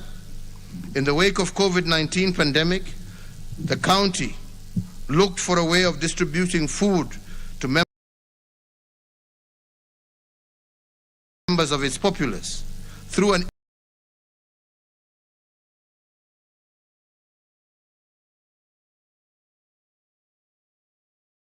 integrated system dubbed Riziki, which virtually linked financiers and beneficiaries. 30,000 households of their population in Kajiado were able to receive food using the system in 2020.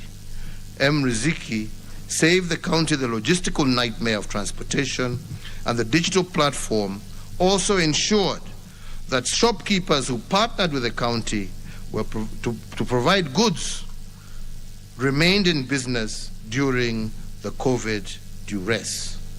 This innovative approach in distributing relief food closed off avenues of corruption and created highly efficient ways of delivering services to the population.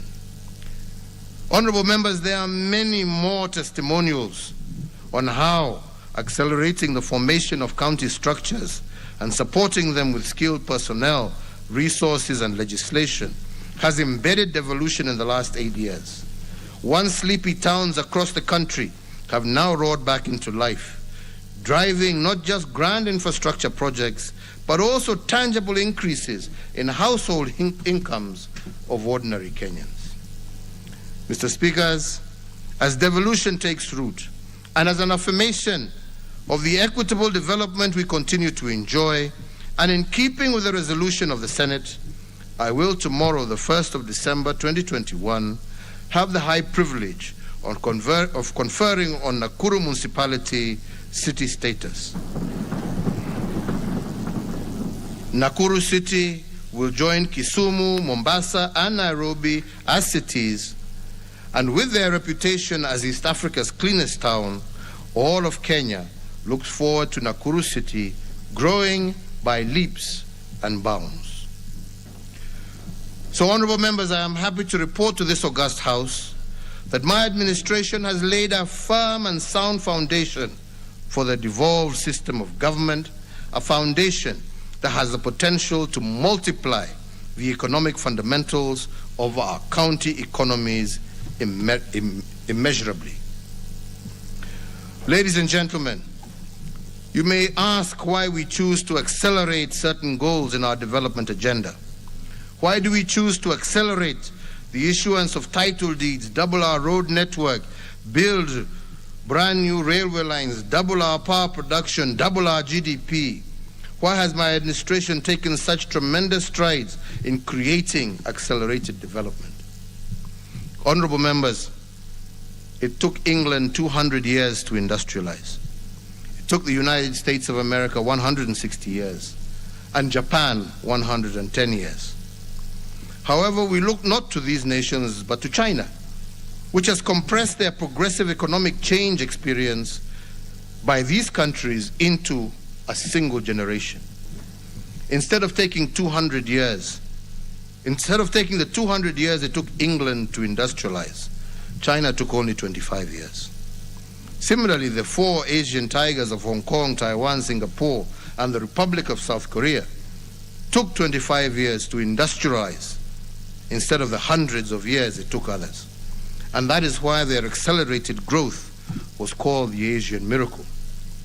The secret to these miracles was acceleration. The Asian tigers, for instance, accelerated the achievement of its critical development fundamentals, and this allowed them to industrialize at a rate that was faster than normal. They contracted their development timelines by implementing aggressive interventions on multiple sectors of their economies simultaneously. This reduced the intervals between the phases of industrialization and allowed them to catch up with the West. And like these countries, the policy choices of my administration have been about contracting our development timelines through aggressive implementation of projects. We are moving with speed because there is no time like the present to deliver the dreams of Kenyans for a better tomorrow. If the acceleration model has worked for the Asian tigers, who were at the same level of development as Kenya in 1965, they can work for us too. And if these countries industrialized in 25 years because of bold choices they made, we too can set the path for economic transformation and achieve it in record time, especially if we stop stealing. Mr. Speaker, allow me to report on the second frame of my development agenda, which I referred to in my Madaraka Day speech of this year as the big push investments. These are the bold undertakings that are futuristic in outlook. Most of these interventions are in the form of roads, rail, and ports. Some of them are revival of dead capital installed by previous administrations, which are nonetheless critical to our development path today. Regarding roads, the handiwork of my administration is evident across the entire country. There are some counties that have received their first tarmac roads since God made Kenya. And this was done during my administration. And as I said earlier, in 8 years, we have built approximately the same number of kilometers of road that were built by the colonizers and the 3 previous independent administrations. And although our achievements in this area cannot be gainsaid, I want to reiterate that my administration was not building roads for their own sake. Ours was a quest to lay down tarmac not for statistical purposes only. We realized that roads are literally the path to development, and that every inch of tarmac we lay, we are accelerating businesses, creating the foundation for greater individual and national prosperity. We did it for you, the Kenyan people, to tear down the barriers that hold back every citizen from making their individual contributions to nation building. Take as an example the 27-kilometer Nairobi Expressway. Once completed next year, it will take 24 minutes to drive from Mlolongo in Machakos County to Rironi in Kiambu County. Currently, this journey takes 3 hours, which is the equivalent of flying from Addis Ababa, flying to Addis Ababa and back to Kenya. Let me add that plans for the dual carriageway from Rironi, where the Nairobi Expressway will terminate, to Mau Summit are also at an advanced stage. And once completed, it will take 45 minutes to drive from Nairobi to Naivasha. Across the Republic, in every region, we are converting dusty Maram roads to world-class roads. Our dream is to create an efficient road network that links towns, cities, ports, stations, and markets to consumers. Over the last 8 years, and for the first time since independence, Kenya is now linked to 4 of its 5 neighbors by tarmac roads. This is how we are facilitating the economic integration of our region, tearing down every barrier to the realization of our shared aspirations as a people. For instance, by linking our road networks to the Northern Corridor, we are plugging into the multimodal trade route that links the landlocked countries of the Great Lakes region with the Kenya maritime seaport of Mombasa. Similarly, the East African Coastal Corridor Development Project will link us along the coastline from Malindi through to Lunga Lunga up to Bagamoyo in Tanzania and on to Dar es Salaam. The corridor will promote tourism and trade along the Indian Ocean coast. Of equal note is the Siarare Corridor, which will form an integral link to the Northern Corridor.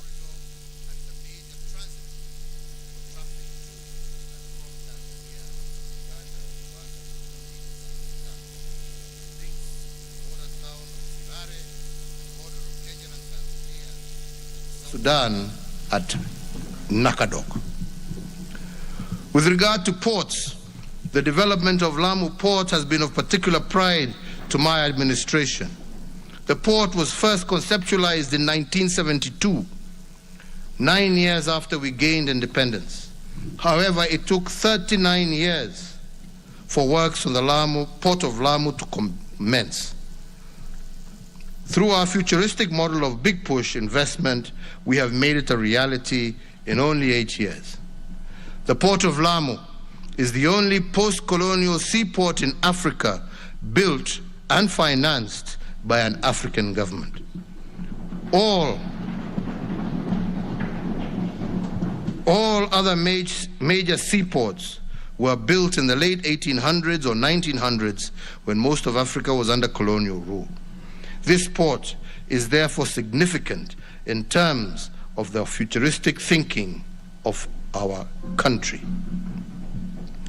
We are also in the process of building a road from Lamu through to Garissa and Isiolo, linking up to the Isiolo-Moyale road and opening up the Port of Lamu and the huge potential that exists in northern Kenya and with our partners also in Ethiopia. End of part 1.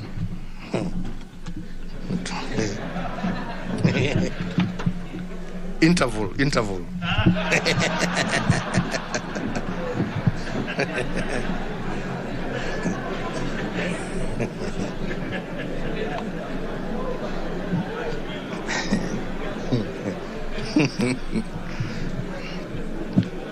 Hi. Honorable speakers, honorable members, because of the sheer depth and breadth of this port, it has the potential to reorganize the world's shipping networks by becoming a transshipment hub in Africa. Transshipment hubs are ports that allow large vessels that are unable to access destined ports of call due to their size. There are only 5 transshipment hubs globally, and the Port of Lamu has the potential, honorable members, of becoming the 6th. If we remain focused on our development agenda, this will become a reality sooner than later. There is another strategic niche in the Port of Lamu that is also futuristic.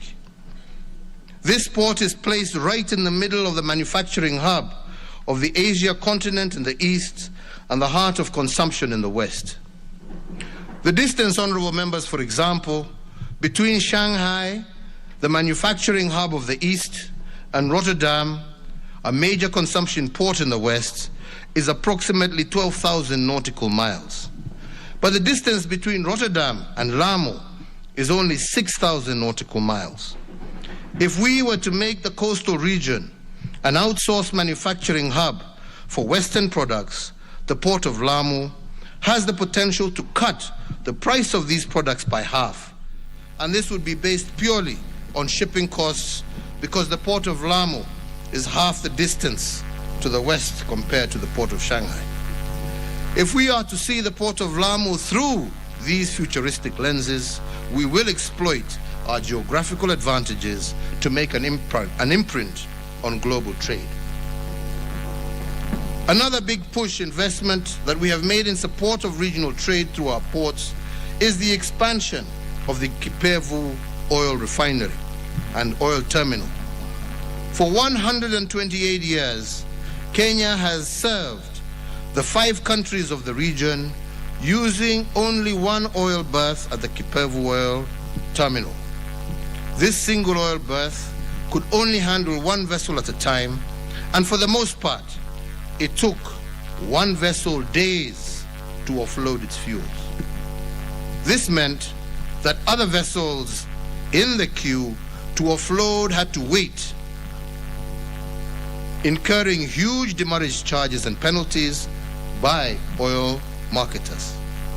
The resultant cost of these inefficiencies are borne by the Kenyan consumer, which overall makes our economy uncompetitive. This year alone, we lost an average of 1 billion shillings in the first 4 months in demurrage at the old Kipevu oil terminal. To tear down the barriers that make our country uncompetitive, we have now put in place a new oil terminal that I shall be opening soon, that will accommodate up to 4 vessels at a time, and instead of taking a whole day of loading fuel, each of the 4 vessels will take 5 hours to offload their fuel cargo. This means that every terminal will have the capacity to handle over 20 vessels a day. Put differently, if the old terminal handled 300 fuel vessels per year on average, the new terminal has the capacity to handle 7,300 vessels annually. Coupled with the improved transportation system connecting Kenya with its neighbors, the expanded capacity will boost our regional trade as well as remove the cost of demurrage and penalties that the Kenyan consumer has to pay. Mr. Speaker, one of my administration's key priorities has also been to revive state undertakings that have been designated as dead capital. I have done this as part of our big push investment because the utility of these state undertakings could not be allowed to go to waste. To increase the speed of reviving this dead capital, I elected to use the Kenya Defence Forces because of their unity of command, military efficiency, and reasonable pricing. As an example, after KDF took over the Kenya Meat Commission, they turned it around in just a few months. Whereas previously, it took farmers 4 years to be paid, they are now paid in 72 hours. KMC has resuscitated the outlets that KMC have, collecting today approximately 1 million shillings every day. Previously, this outlet collected 8,000 shillings daily. Mujiulize hiyo pesa ingine ilikuwa inaenda wapi? This 1 million translates to 30 million every month and Kenya shillings 3.6 billion annually in just one outlet. Before September 20th, such revenue would have been impossible because slaughtering was limited to a few or no animals in a month. To enhance further the profitability of KMC, we have linked it to another dead capital that my administration has revived, the meter gauge railway from Nairobi to Nyanyuki, which has been revived under the KDF. The KMC is now using it to transport more than 200 animals weekly. Another aspect of the KMC re-engineering supply chain is a relationship with the Uasin South Development Authority. This authority has a tannery and leather factory, which the KMC has been supplying with hides and skins. Although the factory is still not yet complete, it has so far produced about 840,000 square feet of finished leather, partly from KMC supplies. And once complete, it is expected to produce over 1.2 million square feet of finished leather per year. Apart from the revival of KMC, the Nairobi-Nyanyuki Railway, in partnership with the Kenya Railway Corporation and KDF, has revamped the 217-kilometer Nairobi-Kisumu Railway, a railway that had been abandoned for over 2 decades. But today, it now boasts 18 stations, 46 bridges, and 27 viaducts. Together with the revival of the port of Kisumu, revamping the railway line is meant to enhance connectivity with our neighboring countries who depend on Kenya for their transportation of their imports and exports. Another uplifting story of revival of dead capital is our big push investment in the port of Kisumu and the reconditioning of MV Uhuru vessel. To transport fuel prior by road from Kisumu or Eldoret to Uganda took 72 hours because of the long queues at the Malaba border. But to transport fuel from the port of Kisumu to Port Bell in Uganda by ship takes only 12 hours. This means that by the time a tanker makes one trip to Uganda by road, MV Uhuru will have made 6. There is the question of volume. One tanker carries 20,000 liters of fuel, but one wagon aboard MV Uhuru carries 60,000, which is 3 times the size of a tanker. Secondly, for all our customers in Uganda and through to the DRC, issues of losses that used to amount to approximately 10% and issues of adulteration, imeisha. Yeah?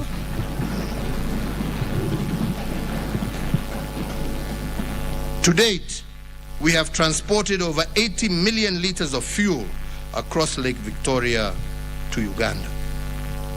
Mr. Speaker, my administration has set in motion the process of reviving the blue economy. A blue economy strategy is set to reclaim all fish landing sites is in place, and we have set up a Coast Guard to secure our maritime assets, and we have come up with a legal framework that will ensure that all fish caught in Kenyan waters are landed in Kenya.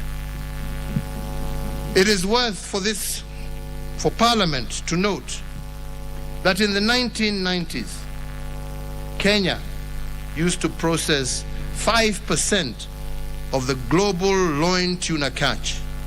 This was produced by a company known as Wananchi Marine Products Limited, based in Liwatoni in Mombasa.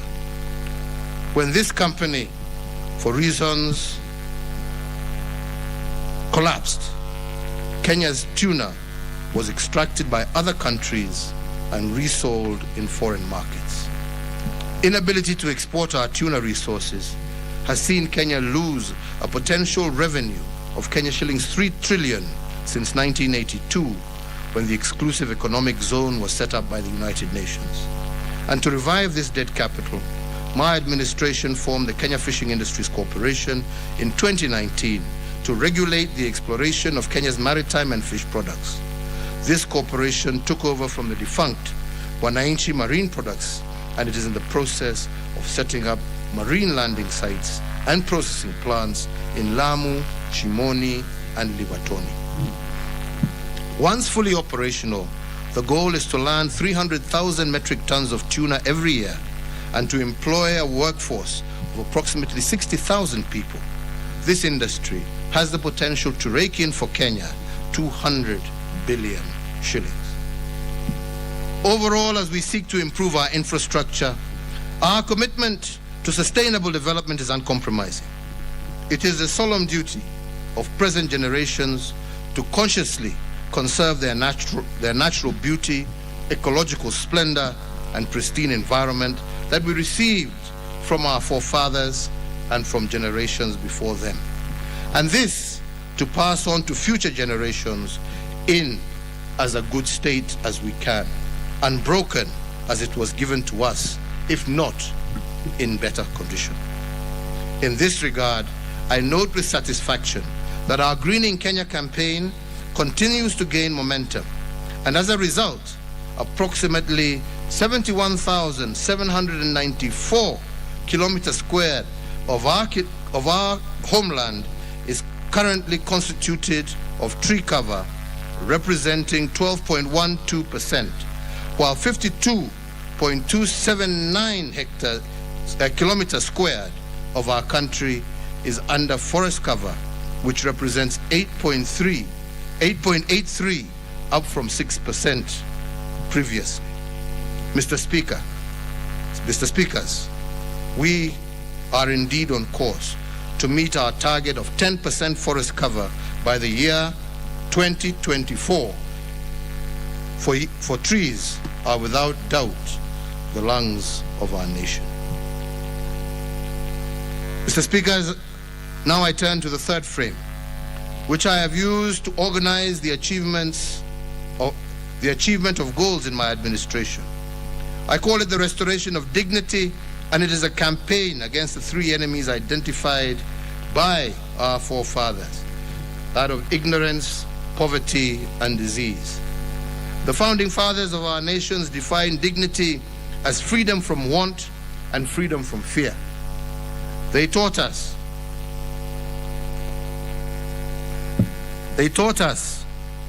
that there is no self-rule where there is no self-worth. And under this frame, I will report on the state of our water, health, education, and security sectors. Where there is no access to clean drinking water, there is no dignity. And that is why my administration prioritized and succeeded in providing 35 million people with access to clean water. When I took office in 2013, our entire country was served by just 99 public boreholes. In the past financial year alone, we have managed to sink 262 public boreholes, and today more than 2,511 public boreholes have been sunk since 2013, a 25-fold increase in the previous number of boreholes. In order to continue this widening of access to clean water, my administration has over the years invested over 200 billion to implement various dams and other integrated community projects that will increase water supply to vulnerable communities. In the Nairobi metropolitan area alone, the project is set to supply 41.3 million liters of water per day to an additional 2.1 million residents. This is critical because the poverty of dignity is most pronounced in water-scarce economies of the informal settlements and in vulnerable communities. For instance, as is known by some members here, the average daily consumption of water per household in informal settlements in Nairobi is 40 liters. If the price of 40 liters is 40 shillings, a household will have to spend 1,200 shillings per month buying water alone. This is 20% of the income of an average family in most of our informal settlements. And for the most part, the price of water has been higher than that of rent. The poverty of dignity is well illustrated when one considers that the price of water for the rest of Nairobi is Kenya shillings 46 per 1,000 liters. Put differently, the dwellers of our informal settlements have been paying 25 times more for water compared to the rest of Nairobi dwellers. And this is why the Nairobi Metropolitan Service has set up 1,600 water points in all our informal settlements to supply free water to the residents. This initiative has saved dwellers of these settlements up to 20% of their incomes and approximately 1,200 shillings per household, and this is what I call freedom from want.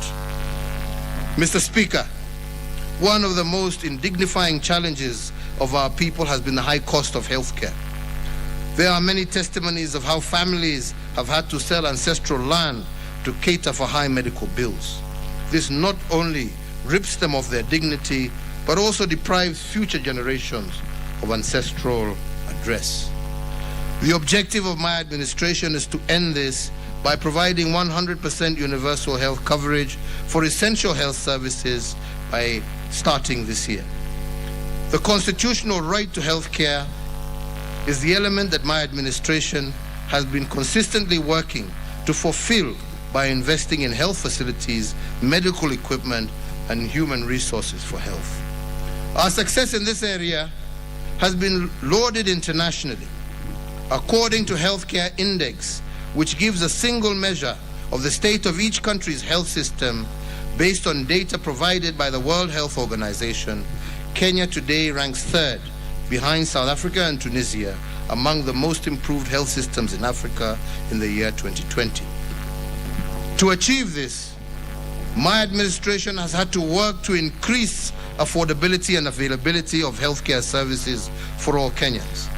Access speaks to the geographical availability of healthcare facility services, affordability to both the cost of healthcare services and the ability of Kenyans to pay for these medical services.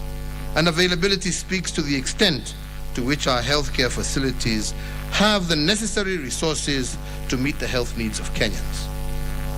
In terms of access to healthcare, when my administration took over in 2013, the number of health facilities across the country stood at 4,430. My administration, in conjunction with county governments, has increased our medical facilities by 43% by building an additional 1,912 new hospitals in the last 8 years. This is an average of 239 new facilities per year. In context, in previous 118 years, only 4,430 hospitals had been built in Kenya, an average of 37 hospitals per year. We have built, during that period, 6 times more hospitals than over all the 4 previous administrations. To increase access to specialized medical services and to decongest Kenyatta National Hospital, my administration has upgraded 2 hospitals to referral status during my term. The upgraded hospitals are the Kenyatta University Teaching Referral Research Hospital and its Integrated Molecular Imaging Center in Nairobi County, and the Kenyatta Hospital Complex in Nzoia in Nyeri County. The Nzoia Annex is currently serving 8 countries in the central Kenya region. To ensure that access to health care is cascaded to the lowest administrative unit, Level 5 hospitals have also increased by 44%, Level 4 hospitals increased by 9%, Level 3 hospitals by 34%, and Level 2 hospitals increased by 49%. Regarding affordability of healthcare, my administration has consistently increased the annual allocations to the Ministry of Health. Kenya today has the highest budgetary allocation for health in East Africa, which currently stands at 121.1 billion for the year 2021. Our sizable health budget will be used to expand access to primary health care services, ensure free maternity care, eliminate user fees for public primary care facilities, and subsidize health insurance for the elderly and people with severe disabilities. My administration has also allocated 900 million as conditional grants to support the implementation of free primary health care in all our 47 counties. The highest allocation in conditional grants was to Rift Valley region at Kenya shillings 247.19 million Kenya shillings. The NHIF Super Cover launched in July of 2015 is another initiative of my administration to guarantee affordability of healthcare. Through this cover, dialysis patients and cancer patients are able to pay for their treatments locally or abroad where the specific treatment is not available in our country's public hospitals. In the financial year 2019-2021, NHIF managed to pay for 4.4 million hospital visits, covering 1.4 million cases of inpatient and 3 million cases of outpatient services. This in turn saved Kenyan households approximately 54.9 billion in financial losses brought about by health-related issues. With a monthly subscription of Kenya shillings 500, the NHIF Supra Cover has become Kenya's largest and most reliable, accessible, and affordable medical insurance cover. Over the last 8 years of my administration, NHIF's membership has steadily grown. So far, the total NHIF membership stands at 10.5 million members, up from just 4 million members in 2013. Mr. Speakers, I acknowledge with appreciation that the National Assembly recently passed the National Hospital Insurance Fund Amendment Bill 2021, and the same is now presently before the Senate. I today urge through you, Mr. Speaker, that the Senate expedite the consideration of this bill so that in the life of this House, we can all join in ushering in universal health coverage for all our people. Mr. Speaker, honorable members, let us tear down the barriers that inhibit our quest to deliver quality health care for all Kenyans. To improve the standard of health care facilities, my administration has boosted bed capacity, improved access to medical equipment, and increased the number of medical training schools. In 2013, for example, the total bed capacity in public health facilities stood at 56,000 hospital beds. This has increased by 47% to 82,000 hospital beds in 2020.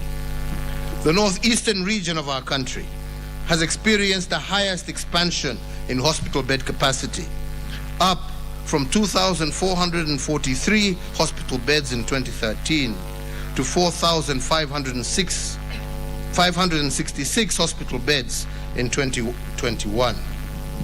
This is followed by the Nyanza region, which has experienced an expansion in bed capacity of 63%, from 9,249 hospital beds in 2013 to 15,054 hospital beds in 2020. Nairobi has also experienced an expansion of 57%, from 7,866 hospital beds in 2013 to 10,399 hospital beds in 2021. Through the Managed Equipment Service project, my administration has supplied 1,241 pieces of specialized medical equipment, with 113 hospitals being equipped in 47 counties at a cost of Kenya shillings 43 billion. In 2013, when I took over, there were only 26 dialysis machines countrywide. Today, that number stands at 603 dialysis machines. These machines have thus far benefited 383,000 patients, and through the NHIF scheme, they have saved Kenyans approximately 2.3 billion Kenya shillings. Similarly, we have increased the number of radiology and imaging machines across the Republic. Using the health insurance scheme, this has benefited 4,534,000 patients and saved Kenyans a total of 47.6 billion. Mr. Speakers, to add another arrow in our agenda on the management of cancer as part of our universal health coverage, about 1 month ago, I presided over the official opening of the Integrated Molecular Imaging Center at the Kenyatta University Referral Hospital. The groundbreaking facility is not just the first of its kind in Kenya, but for the entire sub-Saharan region. As a result, many of our patients suffering from cancer will now have the benefit of early detection, leading to early treatment and cure, and thus saving many, many lives. This will in turn relieve our families of acute financial stress and burden that comes with a cancer diagnosis, and the physical and emotional burden that comes along with the management of the disease. Honorable members, regarding medical training, the number of Kenya medical training college campuses has increased from 28 campuses in 2013 to 71 campuses today. This year, the number of graduates of KMTC was 3,319 compared to 111 graduates when I took over in 2013. Similarly, the number of medical doctors trained annually has shot up from 620 in 2013 to 900 medical doctors in 2021. Finally, with regard to health, my administration has prioritized the universal achievement of the right to reproductive health care as required by our Constitution. Indignity takes many forms, and the most violating forms of these indignity takes many forms, and the most violating forms of these that dispossesses mothers, and that is why my administration has committed itself to providing the highest standard of reproductive health through free maternity care.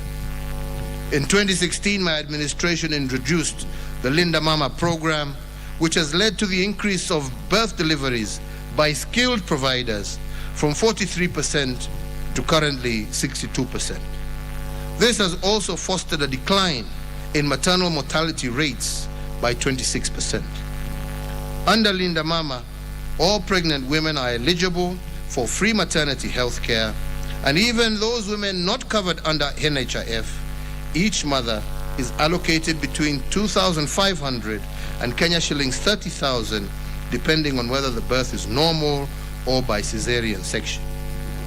Thus far, Linda Mama has benefited 5.8 million Kenyan women and has saved Kenyans 81.4 billion through the health insurance component of the program. With Linda Mama, I am confident that we can achieve the freedom from want for our vulnerable mothers, and now our children can be born in dignity. On liberating our people from poverty of dignity and making them health assured, a good example is the work of the Nairobi Metropolitan Service. During one of my inspection tours during the COVID period in Mukuru kwa Ruben, I was saddened to learn that 500,000 people were being served by a private health facility which only had 8 beds. A woman giving birth in this facility cannot be admitted for more than 2 hours. In fact, after giving birth, she had to get out in 1 or 2 hours in order to give way for other patients. The only time that she can stay for a day is if she has complications and cannot be transferred immediately by a family member to an alternative facility. This is not a problem. This is not poverty. If this is not poverty of dignity, I don't know what is. To resolve this embarrassment and to enhance access to quality health care for our fellow citizens living in informal settlements, I ordered for the establishment of 15 fully fledged health centers within the Nairobi metropolis. Among them, Mudhua Udhiru Health Center, Tasia Health Center, Gumba Madhare Health Center, Lakisama Health Center, Kayole Soweto Dispensary. Besides the 15 above, construction works are also ongoing in regard to an additional 10 facilities within the metropolis. Mr. Speaker, enabling Kenyans to have decent and affordable homes has been one of the pillars of the Big Four agenda, and the affordable housing program has been, over the last 4 years, my keen intention. We have had problems in passing legislation before this House But I can happily say that despite this, we have seen an increase in private investment also in the housing sector, amounting to some 2.12 trillion Kenya shillings. And these investments have yielded over 186,000 housing units, a remarkable 43% increase of housing units compared to the year 2013-2017.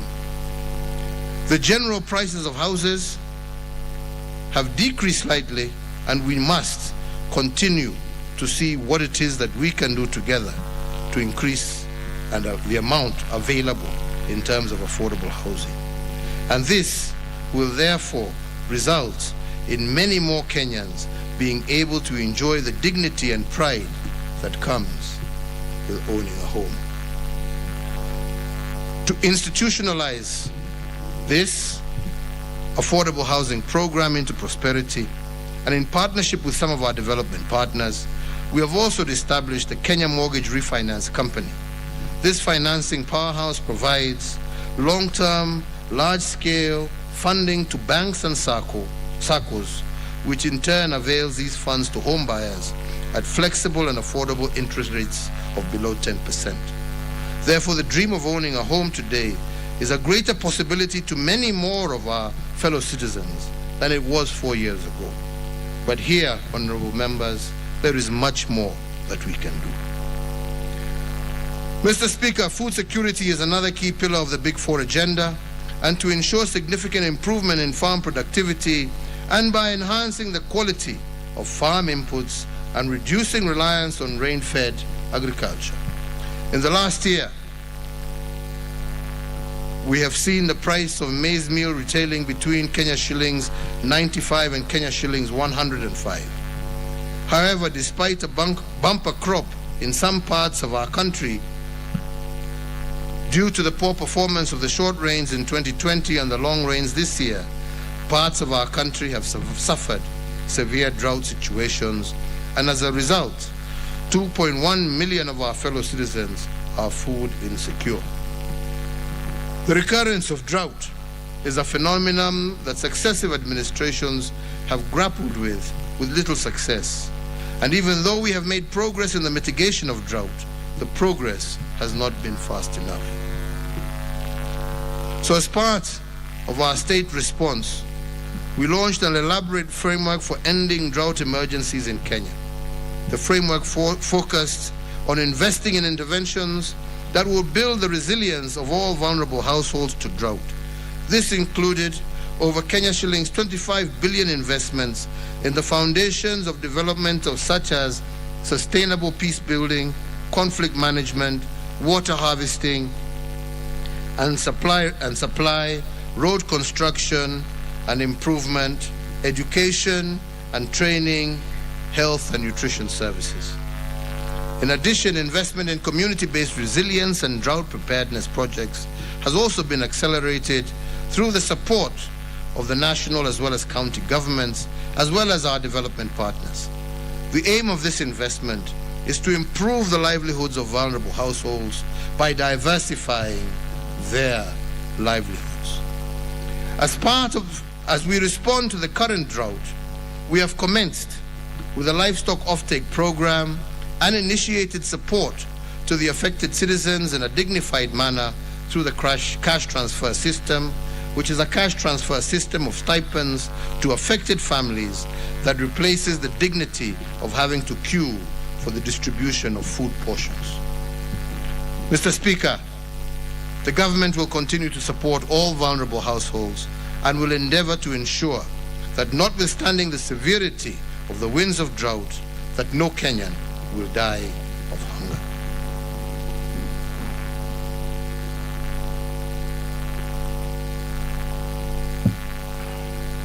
If dignity is freedom from want, accompanied by freedom from fear, then I can confirm to this House that we have done a lot to liberate our people from want, but I also want to underscore that maybe more has to be done to liberate our people from fear, yet that more has been done to liberate our people from fear, yet very little has been spoken about it.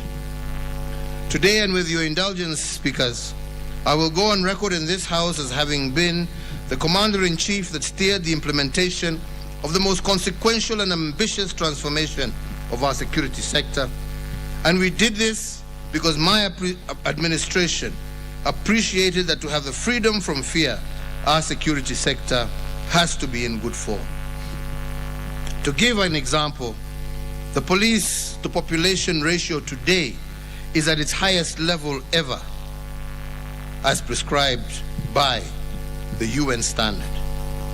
Our police complement has received an additional 47,000 new recruits who have joined the service from the year 2013 to date. Similarly, over the last 8 years, we have undertaken the most consequential and expansive modernization of our military. And in fact, the reform undertakings in the military are actually unparalleled in our nation's history. We have invested substantially in building new barracks. We have invested in military manufacturing capabilities that have not only resulted in the spurring of previously dormant sectors, but the creation for jobs for young people, both directly and through ancillary services. For the first time in Kenya's history, we are producing our own light weapons and military uniform and other equipment and supplies that were previously imported. We have, as a result, employed over 600 young people in these industries in high-paying, high-skilled jobs and saved our country a lot in foreign exchange. We have achieved knowledge and technology transfer for the growth and anticipated future development.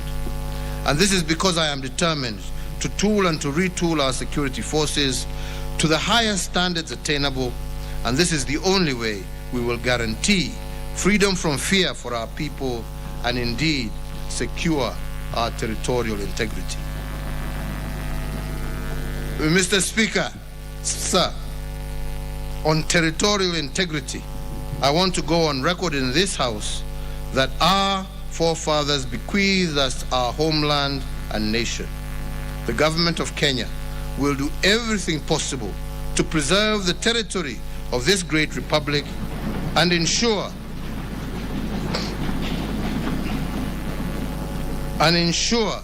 that generation after generation of Kenyans dwell in it as it is, in fact, intact and unencumbered. Mr. Speaker, honorable members, as I have said before, not an inch more and not an inch less.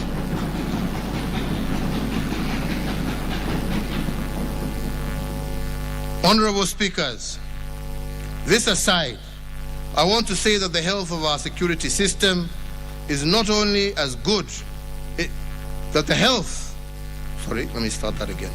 Honorable speakers, this aside, I want to say that the health of a security system is only as good as the health of its officers. And this is why I have invested in the social welfare of personnel charged with the security of our nation. We have reviewed their remuneration, allowances, benefits, housing and insurance, and we have also increased the capacity of their health facilities, used by our security organs.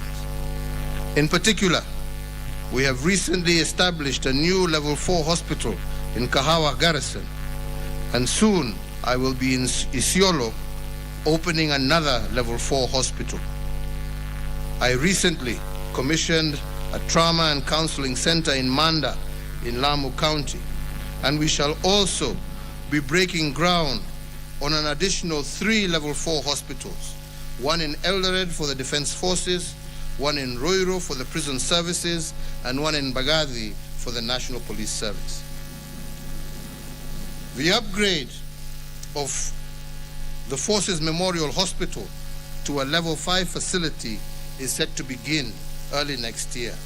And in addition, there is the ongoing construction of the very first Level 6 hospital for the Defense Forces off Waiyaki Way in Nairobi. Our focus on military and police housing will further augment the social support structures that we have prioritized for our disciplined forces. In addition to ongoing initiatives to improve on police housing, the government will later this month, that is me, I'm not the government, but I, will later this month, later in the month of December, break ground for the building of 3,500 houses for our military officers. Mr. Speaker, since I came into office in 2013, we have embarked on a path that has placed human development at our foremost priority. A nation is more than boundaries, borders and territory. A nation is her people. To judge a nation, one must examine the lives of ordinary citizens and the extent to which they can access basic requirements owed to them, and the quality of this access is what gives them dignity. And the heart of that development of our nation is the development of a dignified citizen. And I believe that education is the gateway to this development, a gateway that tears down inequality. And that is why today I am pleased to report on the gains that we have made in the last 8 years in the sector of education. By the year 2030, our population is expected to be about 63 million. And out of this, about 38% of Kenya's population will be categorized as school-going. This means that 2 out of every 5 Kenyans will be in school. And in order to meet the ever-growing demand of the global landscape, we must prepare the next generation now, today and not tomorrow. And that is why we have been committing each year to channeling a substantial amount of our national budgetary resources to our education sector. In the past financial year, we have ensured that about a quarter of our national budget was allocated to education. And in a call to action endorsed by several heads of state and government at this year's Global Education Summit, that Kenya was privileged to lead alongside the United Kingdom, my administration pledged to allocate 26% of our national expenditure to education in the coming financial year. And this, I believe, is an unachievable target, given that our current apportionment stands slightly less than a quarter. These dedicated funds have allowed us to achieve what was previously thought to be impossible goals. In 2009, the first year of free secondary education witnessed a 66.9% transition from primary to secondary school. But by 2018, we had increased that transition rate to 85.5%, and today we can proudly report that we have secured a true 100% transition rate for 3 successive years in our primary to secondary system.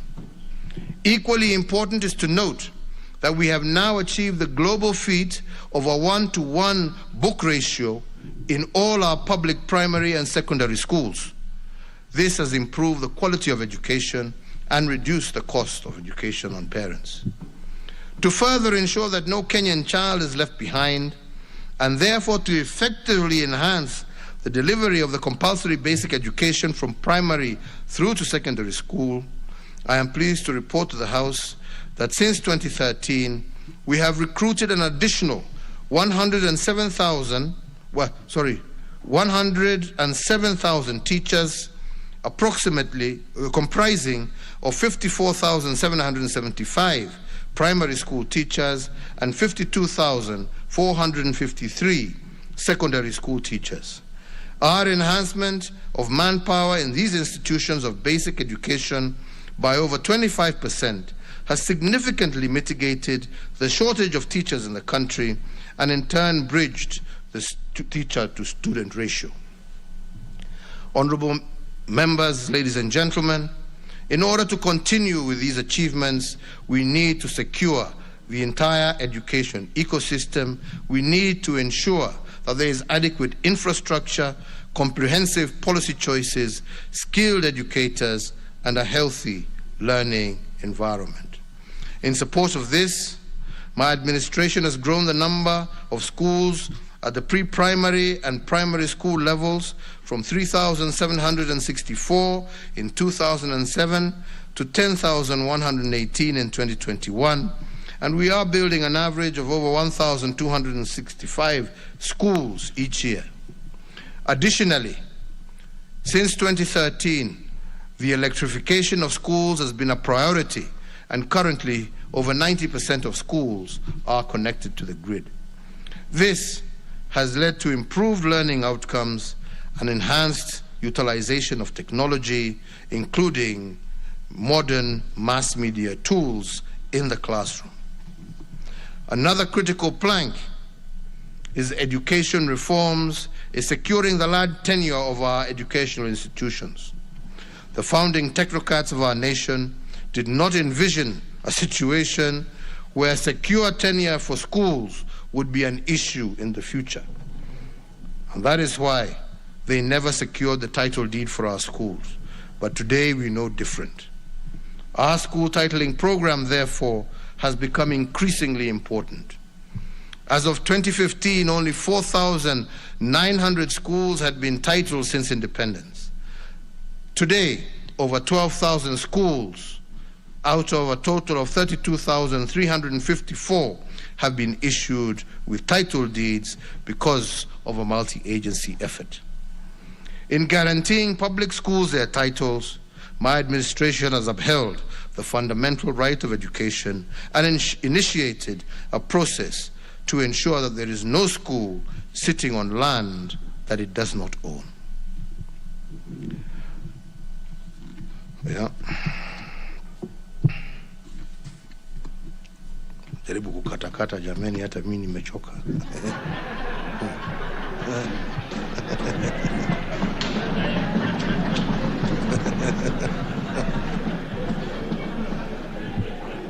Honorable Speaker, honorable members, let me conclude my address by speaking about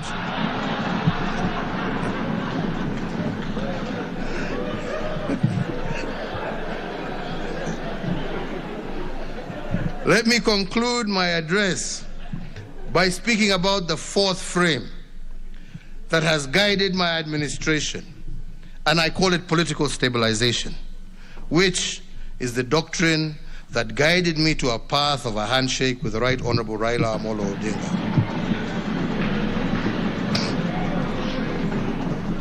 Honorable members,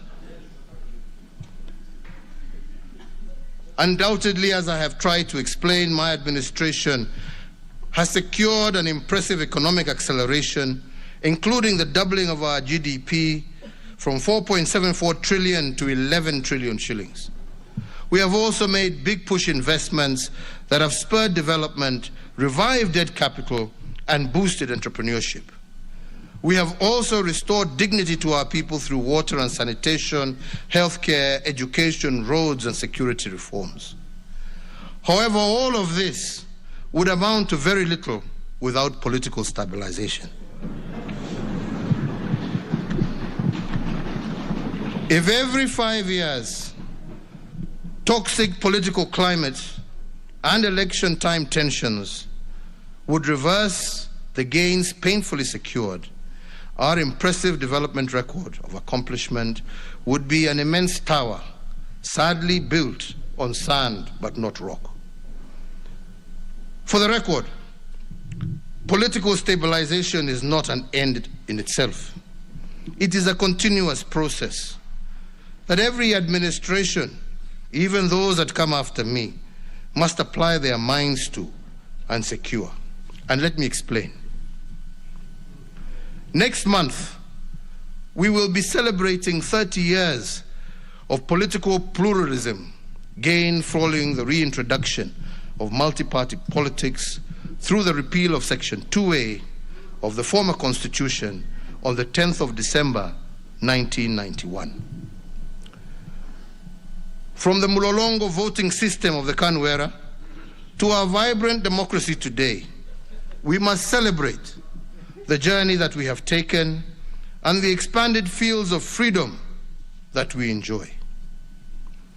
While undoubtedly multi-party politics has been a much better democratic platform than the single-party state, we must not ignore the very real negative aspects of our politics and electioneering. The evidence of this is plainly observable in the elections of 1992, 97, 2007, 2013, and 2017. And only in 2002, when, well, yours truly surrendered easily, is the only one that did not have a problem. In 1992, the election cost us Kenya shillings 248 billion in lost economic growth. Lives were lost and populations displaced.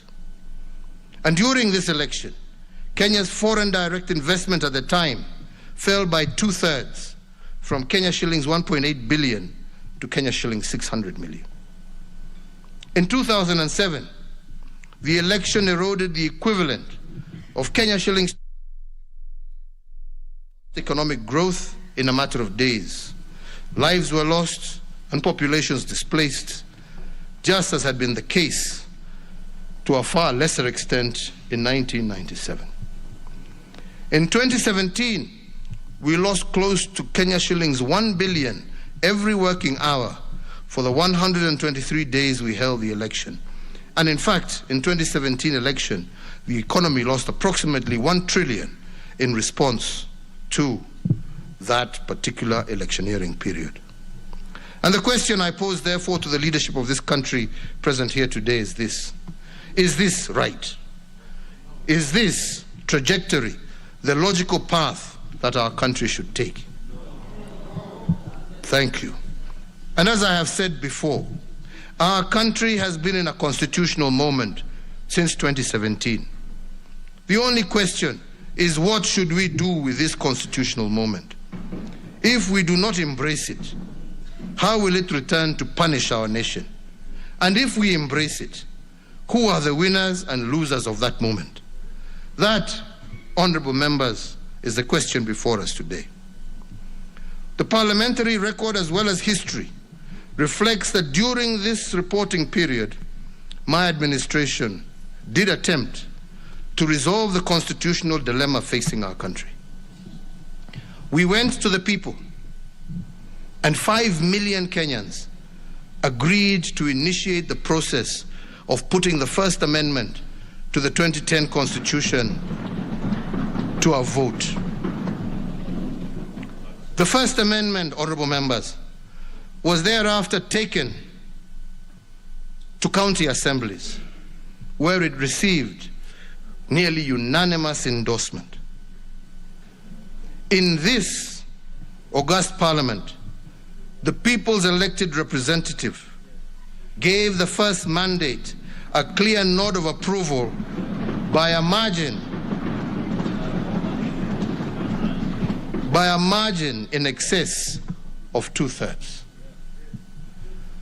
If indeed, and I speak to those that need to listen to this, if indeed Article 1 of the 2010 Constitution states that all sovereign power rests in the people of Kenya and can be exercised either directly or through their representatives, the people made their voices heard with regard to the First Amendment.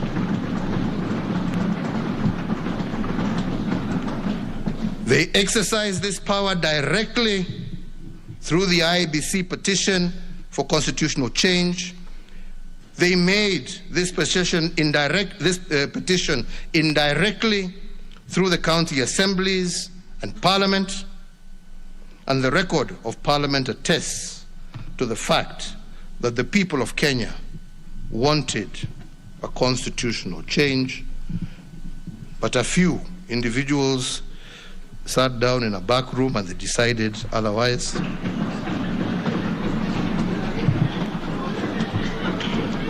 That said, and this being a house of records, I must record what we lost from the First Amendment, and I am doing this for parliamentary record and for posterity. The first loss was equity in resource allocation. In missing the First Amendment to the 2010 Constitution, Kenya missed the possibility to increase the minimum county allocation from the current 15% to 35%.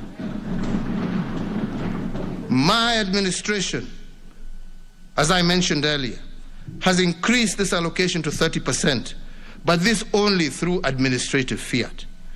But to anchor this goodwill in the Constitution so that devolution is embedded, we wanted a constitutional amendment that was clear and certain. This, honorable members, did not happen.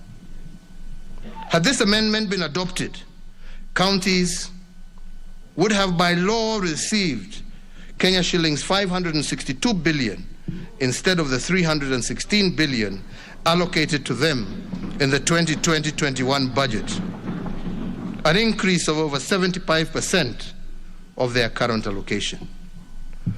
The second loss, honorable members, from the First Amendment was proportional representation. Proportionality is about the equitable distribution of resources amongst all groups. And on this particular point, I just want to focus on one: gender balance among.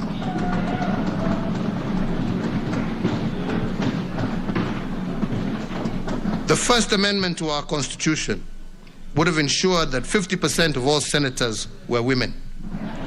And the logic here was to ensure that if we percolate the proposed 35% of our national revenues to counties, women should be at the center of decision-making on how this revenue is utilized.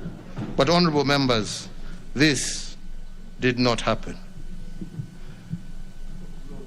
The third loss was about expanding our national executive to accommodate a broader face of Kenya and to expand representation. This would have constitutionalized the end of the winner-takes-all outcomes of elections that creates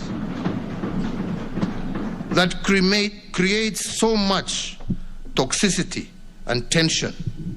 Again, honorable members, this did not happen.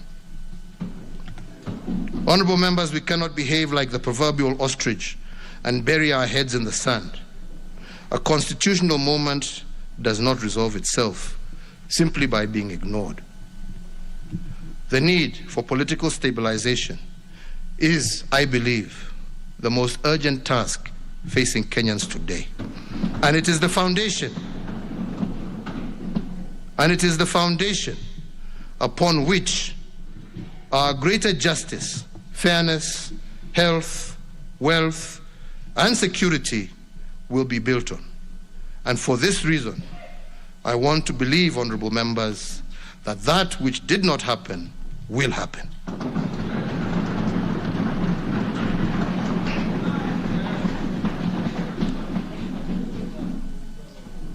Honorable speakers, ladies and gentlemen, I have given an account of my tenure in office for the last 8 years with a focus on the last year. I want to thank all members of Parliament in both houses for their individual and collective contribution to the realization of our legislative agenda. Over this last year, the National Assembly considered and passed 30 bills, while the Senate passed 19 bills, out of which 3 bills have received presidential assent, while 16 others are before the National Assembly. Mr. Speaker, I also note with appreciation that the National Assembly considered and approved 4 sessional papers, 36 statutory instruments, 15 treaties over the past 1 year, including the Economic Partnership Agreement between the Republic of Kenya and the United Kingdom and Northern Ireland. As you are aware,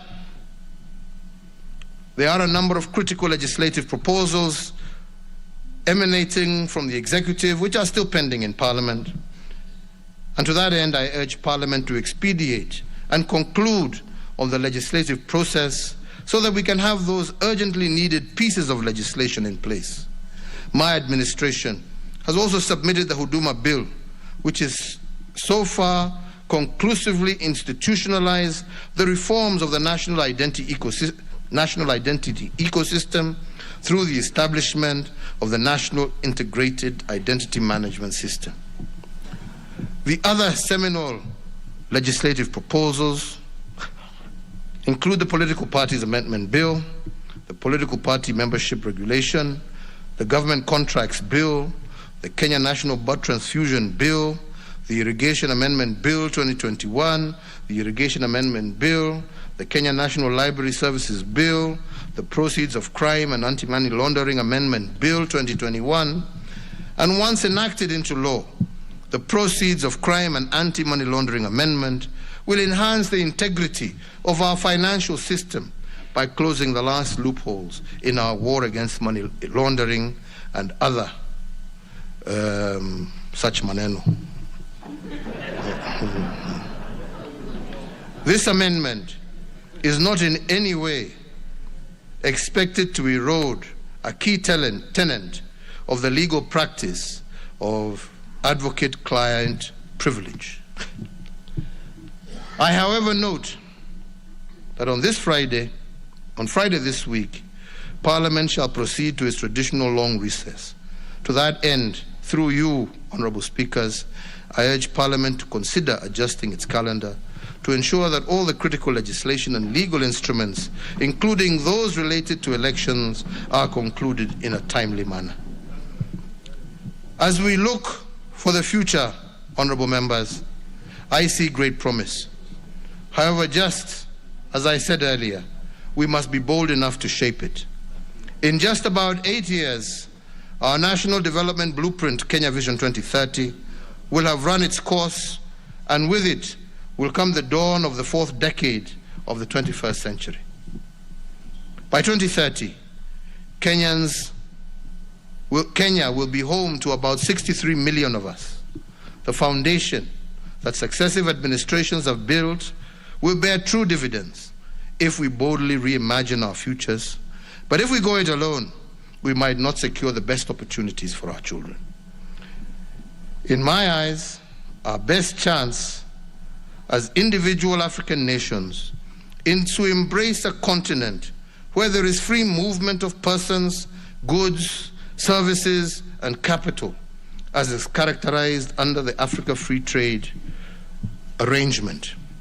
This is because, as I have said before, we are not competitors, but rather comrades with a shared dream which will be achieved much faster through collaboration.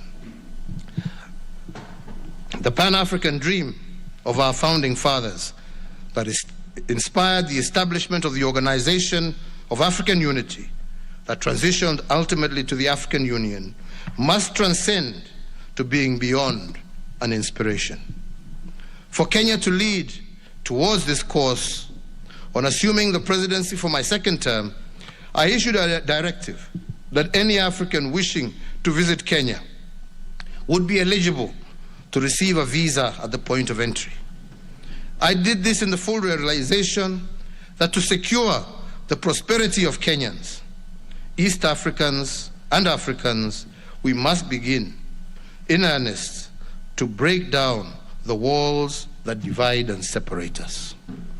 So, Mr. Speaker, or Mr. Speakers, I challenge Parliament to put in place a legal framework to lead to closer union with our brethren in East Africa and across the continent, and to advocate for shared prosperity, greater fraternity, and greater security in Africa.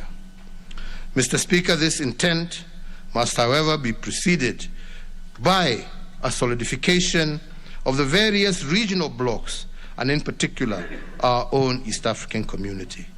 I say this because the whole is greater than the sum of its parts. When each part appreciates its role and the contribution of other parts, then the body is able to function effectively. The African Union will only be strong and vibrant when our regional blocs are of similar character. We must simultaneously re-energize our common bond as brothers and sisters in East Africa, even as we craft a path to the single African Union. This, Mr. Speaker, is the future that I see, and Mr. Speakers lead this Parliament in tearing down these barriers. So, honourable speakers, honourable members, it is now my high privilege and extreme pleasure to submit to Parliament the following 3 reports as required by the Katiba. A, report on measures taken and progress achieved in the realization of our national values 2020, report on progress made in fulfilling the international obligations of the Republic 2020, and C, report on the state of security of Kenya 2020. I have the pleasure of submitting alongside the constitutionally required reports, the report on the Kenya Business Climate Reforms Milestone Report 2020-21. I submit the report in recognition that micro, small and medium enterprises remain the lifeblood of our economy, and as I stated earlier, my administration has instituted various reforms over the last years that tore down the barriers that constrain the growth of micro, small and medium enterprises, enabling these enterprises to seize more opportunities and build back better. In that regard, I commit the reports of the record to the record of Parliament so as to maintain the momentum of the powerful engine that has kept our economy roaring. I thank you all, and may God bless you, and may God bless, preserve, and protect the Republic of Kenya and her people. And now, therefore, I hand over the reports to the Speaker of the Senate and the Speaker of the National Assembly in that order. Asanteni sana.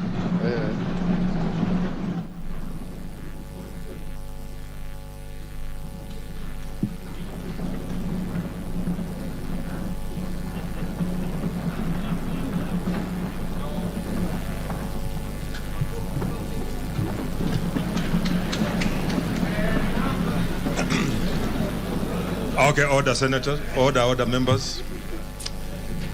Honorable Senators, having concluded the only business on today's order paper, the Senate now stands adjourned until tomorrow, Wednesday, 1st December 2021 at 9:30 a.m. in the Senate chamber. I thank you.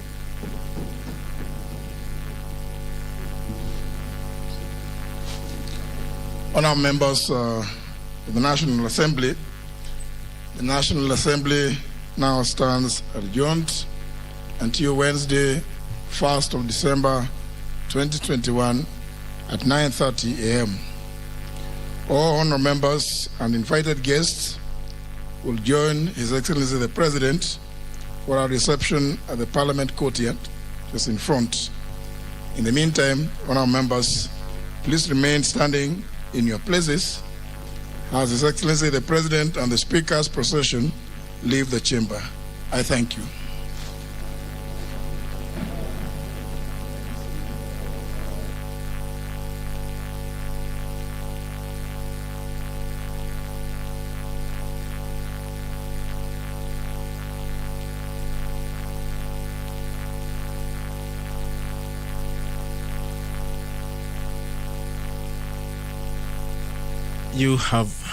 You have been watching a special sitting of Parliament of Kenya, the joint sitting of the Senate and the National Assembly, where President Uhuru Kenyatta has been giving the State of the Nation address. This broadcast